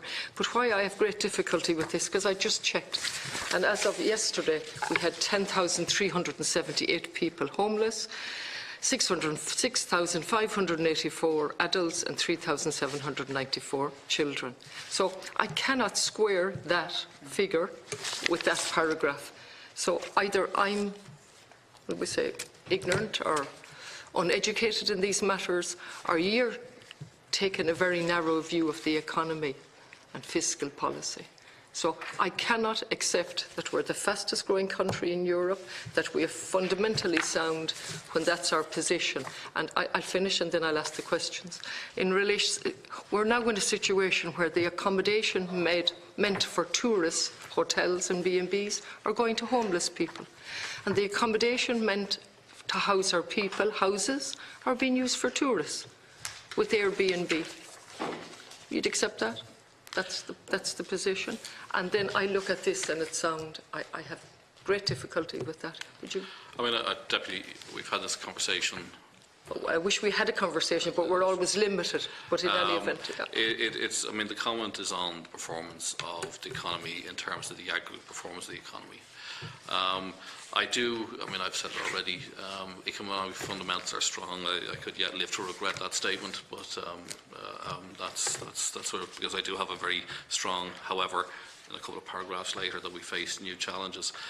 I mean, our role is to ensure that as far as we can is that the economy itself is stable, the public finances are stable and predictable, that they can generate the revenues to address the real problems that you're talking about. And I don't disagree with you in any way.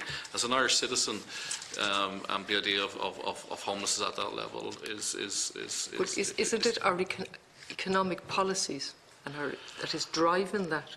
Isn't that the fundamental problem? Well, sorry, if you want to go back, at least some of the problem is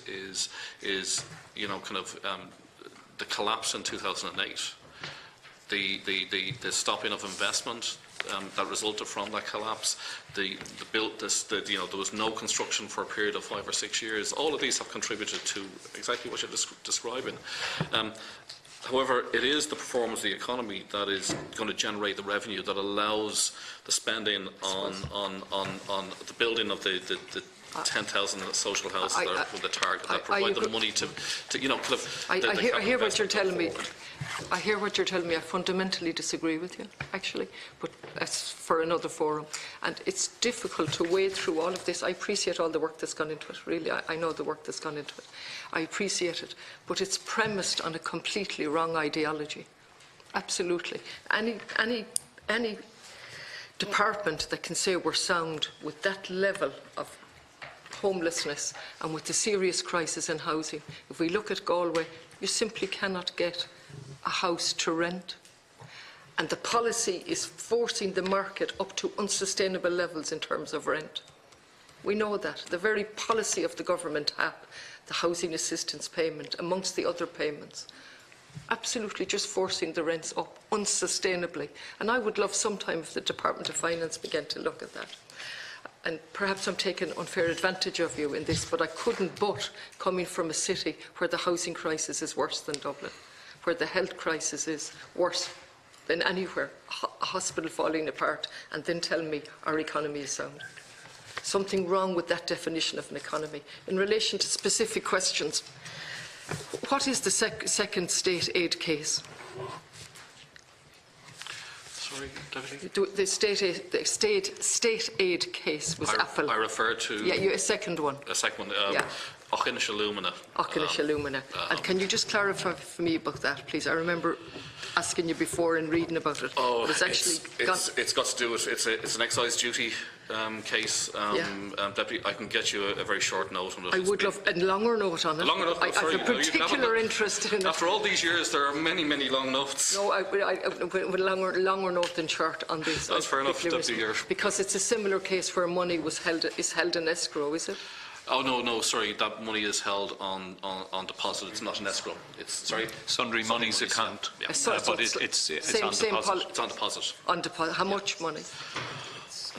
16 million. Yeah, that's 68 million. 16 million. I can try and find the That's figure. okay. So we'll get a note on that. Thanks very much. Yeah. Now, in relation to the Independent Fiscal Council, are they all wise men, or are there any wise women on the council? Yeah, there are. Of the five, I think there are five. Yeah, there's two females on the council, although one has just stepped down, actually. There's Michael Toty, Seamus Coffey. Michael McMahon has replaced Ida well, just Carney. rather than go through the names. So 2 of 5. 2 out of 5 are Sorry, women. 1 of 5 now, but if I was here 2 months ago... So is there a vacancy at the moment? No. Ida Carney has been replaced by Professor Michael McMahon of Oxford. So it's 1 out of 5? Yeah, as of and there are no vacancies? No. Okay, so we've gone backwards there. We had 2 and we're gone back to 1. Yep. Yeah, and they're nominated by the Taoiseach, are they?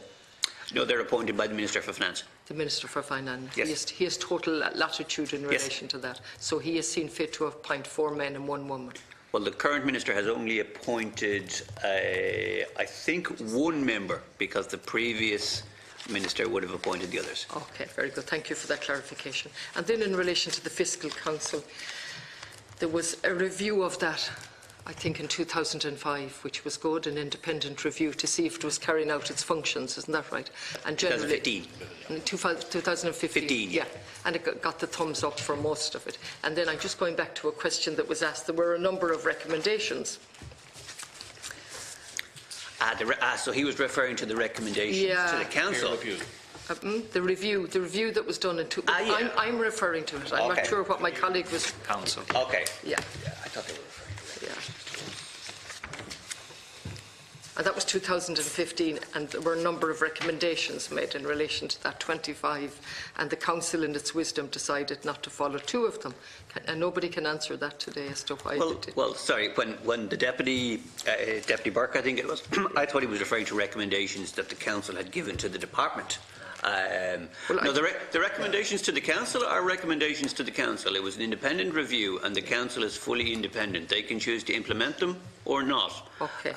But we have no role, legislatively or otherwise. But you have a memo of understanding with them, do you? On how the forecasts are undertaken, the macroeconomic forecasts. Right. Okay. but nothing in relation to recommendations like this. Absolutely and you're not nothing. in a position to clarify. Who would be in a position? Is independent of I understand that. of the department. The financial statements are audited by me. They can be examined. You can call the council, and they can provide the detail in relation to each of the recommendations and they have the reasons never come why. Before us, have they? They haven't come before. Before the the Budget Oversight Committee after each fiscal assessment report, excuse me, which is twice a year. Would that be right? That can be before this committee? Okay. All right. Now, I just look at the accounts in relation to, yeah. I think most of the question, one was the legal, and that's been answered in relation. Deputy, just for information on the point about the Auchinnish alumina case, it dates back to 2005, I think was the first direction of the EU Commission. There was a subsequent direction as well in 2007, and a total of 14.5 million euros has been recovered from Auchinnish alumina. I think, in fact, over the time it has gone over and back. The money has been repaid and repaid again as the decisions went for and against the state. It's not a very satisfactory position. The case would have opened a long time before that. That's the point where you had a direction to collect the money in 2005. So the money has been collected, 14.5 million. It's sitting in an account. It's presumably getting whatever interest it's getting, is it? Well, it's on deposit, and I think that was a relatively recent move. It had been kept in the central bank, but now because the central bank is charging interest on deposits, rather than paying interest on deposits, it had to be put into a commercial... It's very similar, albeit on a much smaller scale, to the escrow issue around the Apple money. Well, that's what I started out asking, and I was told no, but maybe I put it badly. So the money is held there, 14.5 million. It's now, the situation has improved in that it's making a slight amount of interest, is it? Yeah. Or certainly not losing money. Certainly not being charged by the central bank. Yeah. It becomes more fascinating, really, doesn't it, the whole banking thing? Central bank giving interest. Well, I think in the early part of the period when it was on deposit in the central bank, there was interest accruing. Okay. But because interest rates over a period declined so significantly and went into negative territory, I think it was necessary then, and it's a decision of the departments to put it in a commercial bank where some interest, but again very small interest. Very small. Sorry, just as a captain officer, I couldn't preside over a situation where we're actually losing money by holding it on deposit. But maybe Mr. Tobin's suggestion of putting it in the post office. We didn't say that, Mr. Tobin, but you recommended the post office. I would never give legal advice. No, you're give financial advice. Maybe you should. You already did. You know. Okay. Just what is the position with the case? Where are we? Have you got an update on it? I just happened to mention it to one of the guys recently, and I think we're at a point where this might be concluded in the next very shortly. Do you think we could have a note on that through the chair? Is that possible? Yeah, no, so we'll just give you a note. Lovely, great. Okay. What was the other thing I wanted to ask in relation to the EU? And the Controller and Auditor General did a special report on that, and he'd only one recommendation. I thought it was a very good recommendation. I don't always agree with them, but that we have a consolidated annual accounts, is it, on an annual basis? And well, a report, I think, Deputy. I suppose the value of a report over a set of accounts is that you can look at a longer time period. And I think the sums involved and the complexity is so great that really something like the debt report was what I had in mind, or indeed the special report that we produced. You know, just repeating that on an annual basis or something like it, I think could be a useful... How long ago is that report? When did you do that report? I completed that report, I think, at the end of... December 18, December just 18. at the end of 18. You've had a little while to think about it, and you've had consultation on it, and you've come back still.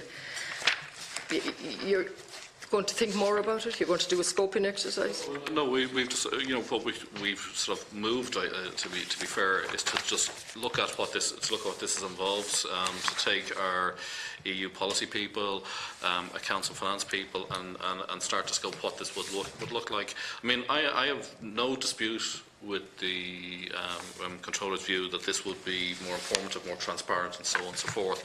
It's find the space to. But I am, and there's projects that we're doing around the government's balance sheet as well.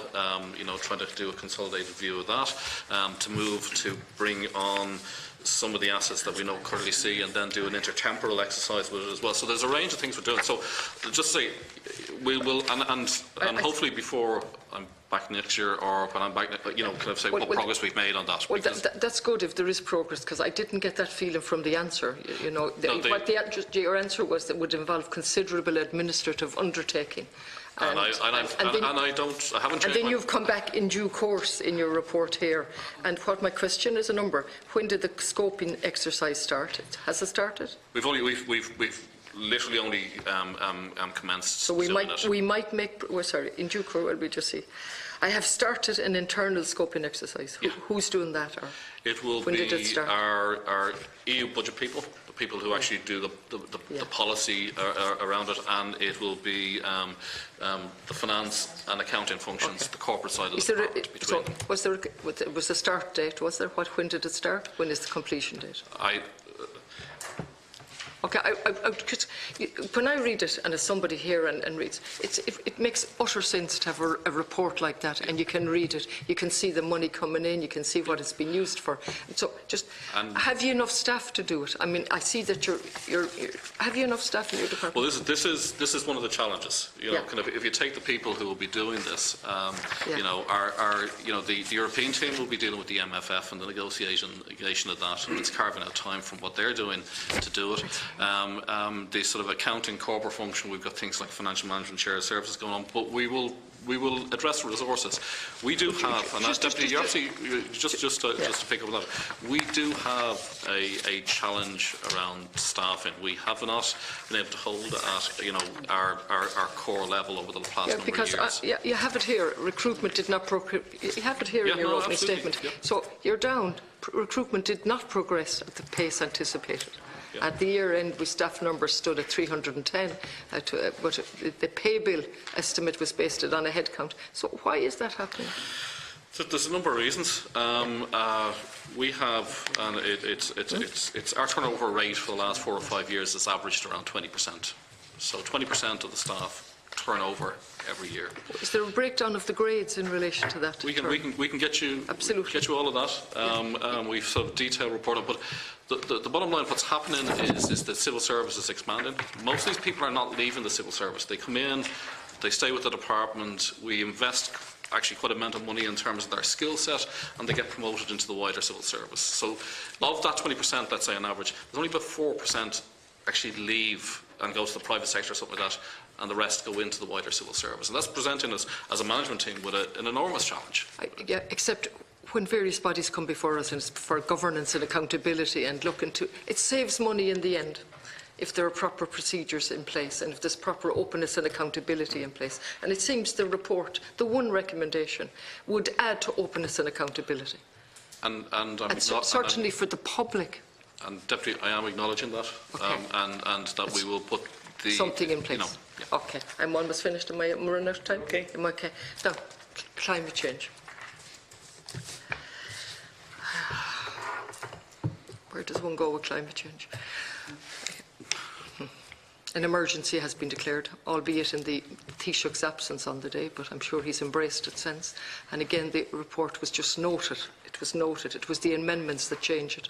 I'm not asking you to comment politically, but that was the background. That report was being noted before the Dáil. So there seems to me a certain lack of urgency in relation to the, I use the word cognitive dissonance. We're one of 2 countries to declare a climate emergency, and yet we're one of 2 countries to be going to miss our targets. It was the amendments from the various parties that forced the Dáil, and that's the position now it has been declared. Where are you building that into your forecasts? Where are you building in the report that came out, the biodiversity report? They did a whole section on the financial implications of what's happening with the loss of biodiversity. The governor of the central bank has talked about if we don't deal with it, it's going to be worse. I'm paraphrasing the man. So where are you building it in? Where is the... Most of what we do in terms of fiscal projection doesn't go on out more than 3 or 4 or 5 years. You know, in terms of climate change agenda, that's very, very short. Just to be clear on that. Well, it's not actually, because we've one window of opportunity, I think, of 10 to 12 years. That's all we've left to take action. So, where we're concentrating our work, you know, is the bits that we can contribute, and that is, and I've already referred to it, and it is a profoundly difficult issue. Is pricing? Is to use pricing of carbon through the tax to create a set of incentives that encourage people to actually use less carbon-intense fuels. Yeah. Just to bear with me, yeah, that itself generates then the revenues that allows you to do other things, many of the things that Deputy Murphy has referred to, and get the balance of that correct. And that's why we have a public consultation out, you know, recommendation of the committee that we do so, and we have done, and you know, we'll move from there. We've also got the SRI to do some sort of more medium-term research for us. And John, do you want to give a sense of? Sure. So we asked the ESRI to look at the impact of carbon going to 95 euros per tonne by 2030.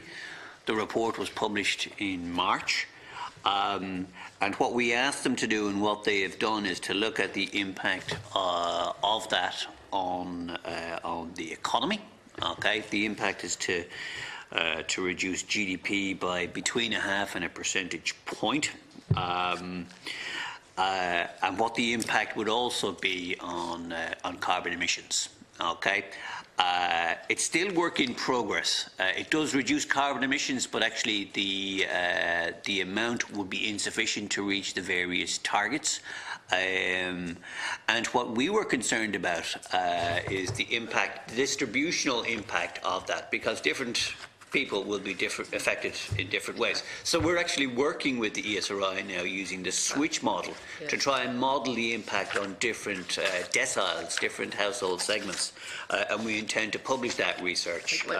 But as the Secretary General mentioned, this is the one lever that's available to the Department of Finance. It's the tax lever, and I think possibly it was yourself who mentioned, or maybe Deputy Murphy, that it has to be, you know, it's much wider than tax. It has to be a whole absolutely, and that was my question really, is the risk.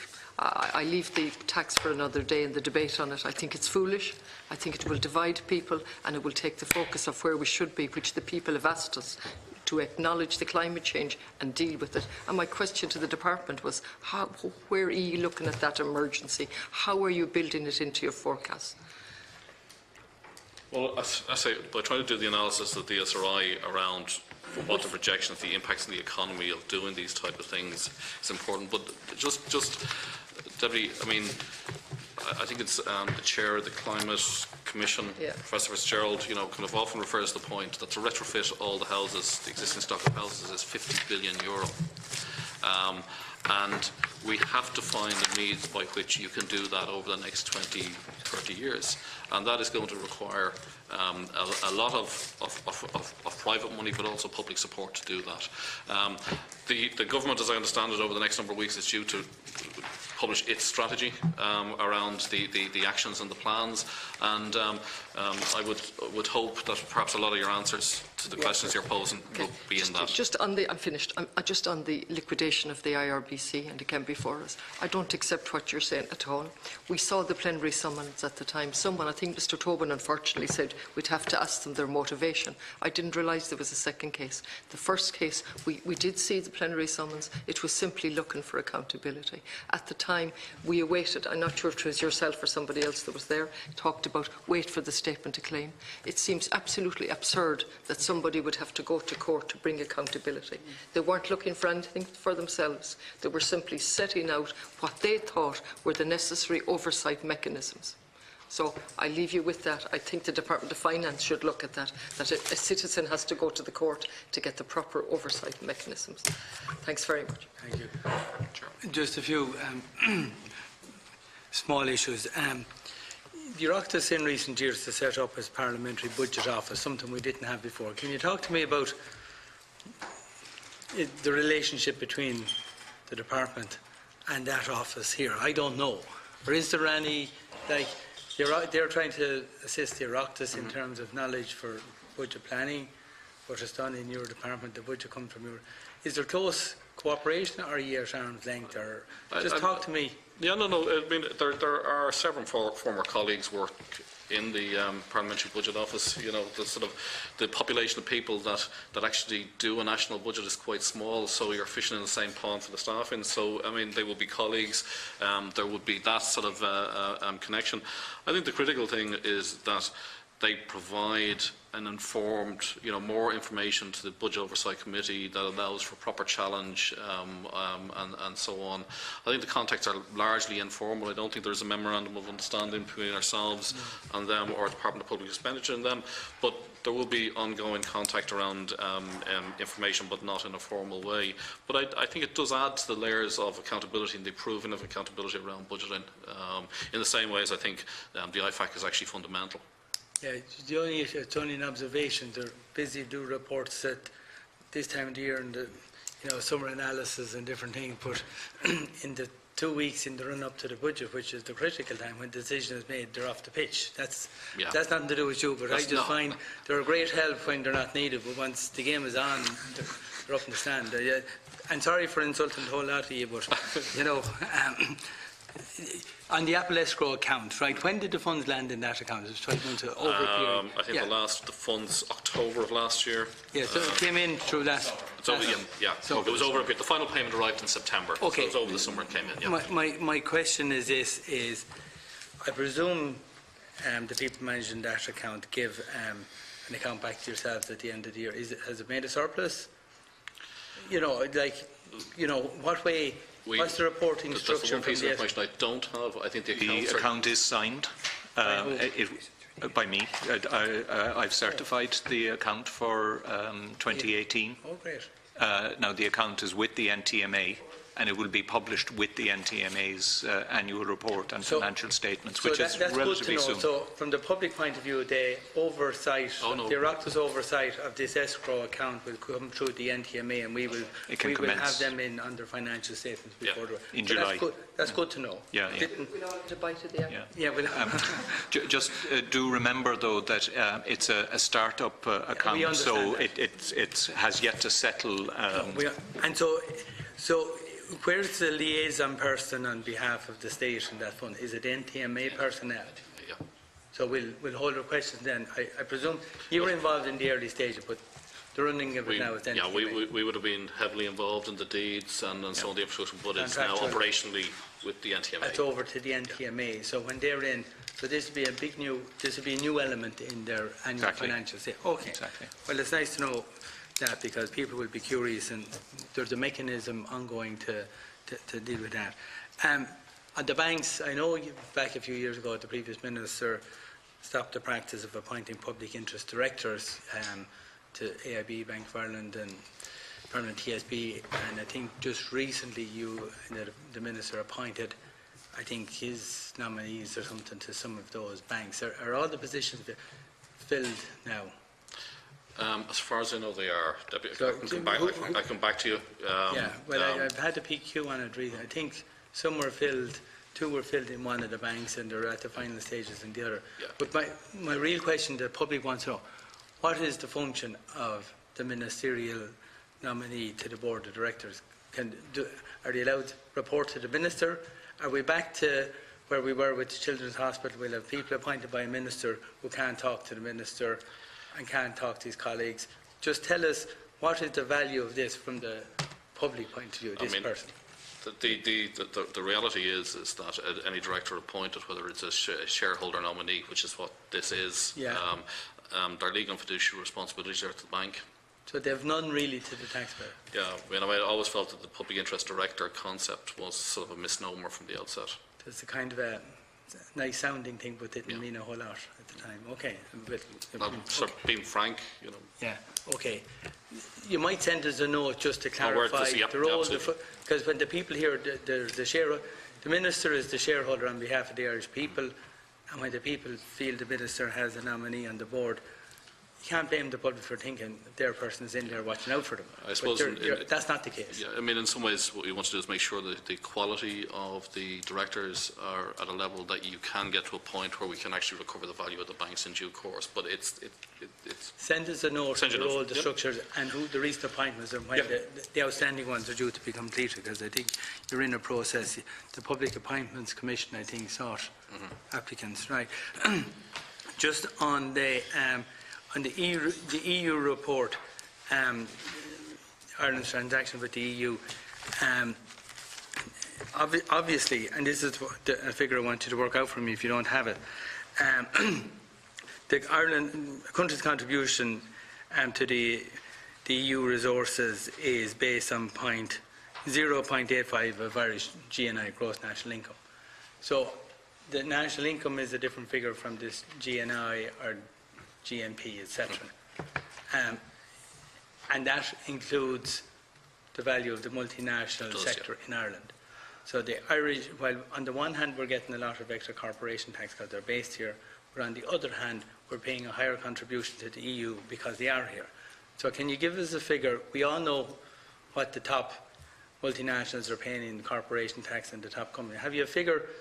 What is the additional amount that Ireland has to pay to the EU each year by way of contributions as a result of the multinational sector being based here? we'll see what we can do. John? Yeah, I mean... A straightforward question. Yeah, we certainly can, but obviously we've had multinationals here, last 20, 30 years and so forth.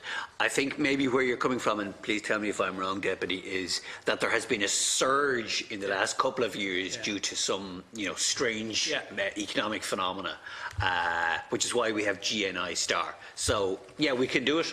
I can't do it off the top of my head, but it can be done. I'm almost surprised, Mr. McCarthy. Right. One of the things we can't do, though, is we don't project and GNI that's what forward. I'm getting at. I'm not going back to the multinational over here. It's the new stuff. It's the new stuff. That led to this reason for the GNI star, to give a more accurate reflection. So if you can give us a figure, because it some way is offsetting the value of the extra corporation act, and it's important we have the mix. We see the net benefit. In Figure 1, which is showing the evolution of the contribution over the last number of years, you do see a shift up between 2014 and 2015. It goes up about 350 million. Contribution. Now, that was the period in which the big increase in 6% growth rate that was recorded that year. And then, if you like, looking at 15 to 16 and into 17, there isn't too much of a growth. But then I think from the figures that have been given earlier in oral evidence, for 2018 there is a big shift up again. Right, and we want it up to the end of it, as recent as you can. We'll put that. But I know the increase is big, but it's at a much higher base now because of that. That's my question, and you'll come back to me on that. People will find this one of the reasons why I see a value, and Deputy Connolly mentioned about having some consolidated report. We found it I suspect the majority of members of the Dáil don't appreciate there's no accountability in the Oireachtas for the money that comes through the Department of Agriculture, the 1.3 or 4 billion, whatever the figure is. We tripped it on it here with the Department of Agriculture and we said, where's all doesn't come through the Oireachtas. I sign a report and goes off to the European Commission as Secretary General, the accounting officer. So there isn't a mechanism. There's nothing stopping the Oireachtas, and we did discuss it when we came across it, but there's not a formal mechanism in the Oireachtas to examine all this money coming in from the EU, and that's where there would be a benefit in having a report. One of the reasons what happened in the Brexit debate, people were able to say all sorts of crazy statements about how much they wouldn't have to pay the EU if they weren't in there anymore. Not saying that debate could happen in Ireland, but you can have people making outlandish statements in Ireland And without yourselves having the proper figures, you're leaving people open not to be able to reject it. So I'm saying there's a duty. I would say to you, you talk about the risks in the department and whatever. There's a risk that a debate like that could happen in Ireland, and it could be potentially damaging. And all it takes is some people to, in some way, put a report together each year, including all those things, so you could quickly respond to such an issue if it raised its head in Ireland. And I actually think that has highlighted it more than anything. So you get the point I'm making. I could add, because you don't know the way political debates will go in the year to come. And nothing, well, we would hope, facts would win out at the end of the day, but in the absence of a consolidated factual report, it makes the job harder. Okay, I do notice again in paragraph 2.3 the CNAG's report, and people find this interesting. In 1985, the UK correction has lowered the contribution made by the EU by way of a rebate, which is replaced by an additional contribution from other member states. I think that's Maggie Thatcher when she got her money back. So we all, am I right? That's right, yeah. So obviously France and Germany are paying a certain amount, but it says this rebate, the amount to the UK exceeds UK. The mechanism reduced the UK's contribution by 4.9 billion for 2017, the year under, and Ireland's contribution increased by 135 million as a result of that. So the next question leads beyond. You must have done the figures in terms of risk to the economy of the impact on contributions to and from the EU if Brexit happened, hard border or no. If England are gone, their contributions are gone. There's a higher level of a contribution. That little 135 million doesn't exist anymore because they're not making any contribution. On the other hand, because they're not contributing, Ireland might have to pay more to pay for CAP and everything else. So you've obviously done a paper on that. How stands that? I think I mentioned earlier, I think it's in the range of 100 to 150 million will be the additional cost. Of a Brexit? Of Brexit. Okay, that's a net. Yeah. Income. So can you send us whatever papers you have? Yeah, I mean, it's heavily qualified, because of all the caveats. It might never happen. We'll start with the first qualification. It might never happen. And Chairman, there's if you take, the customs contribution goes up, we get to keep 20% of that because we collect, there's a load of moving pieces in it, but we'll see what we can do.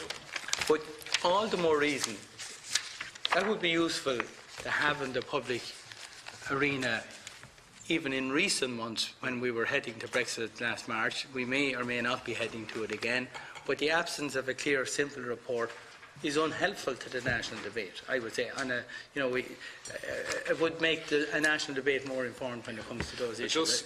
You know the point I'm making? Yeah, no, I know the point. Information is helpful. Yeah, no, I mean, but if you take the context of a hard Brexit where we'd expect the economy to slow down, you'd see our contribution in the normal circumstances get relatively lower, replaced by your contribution to the EU.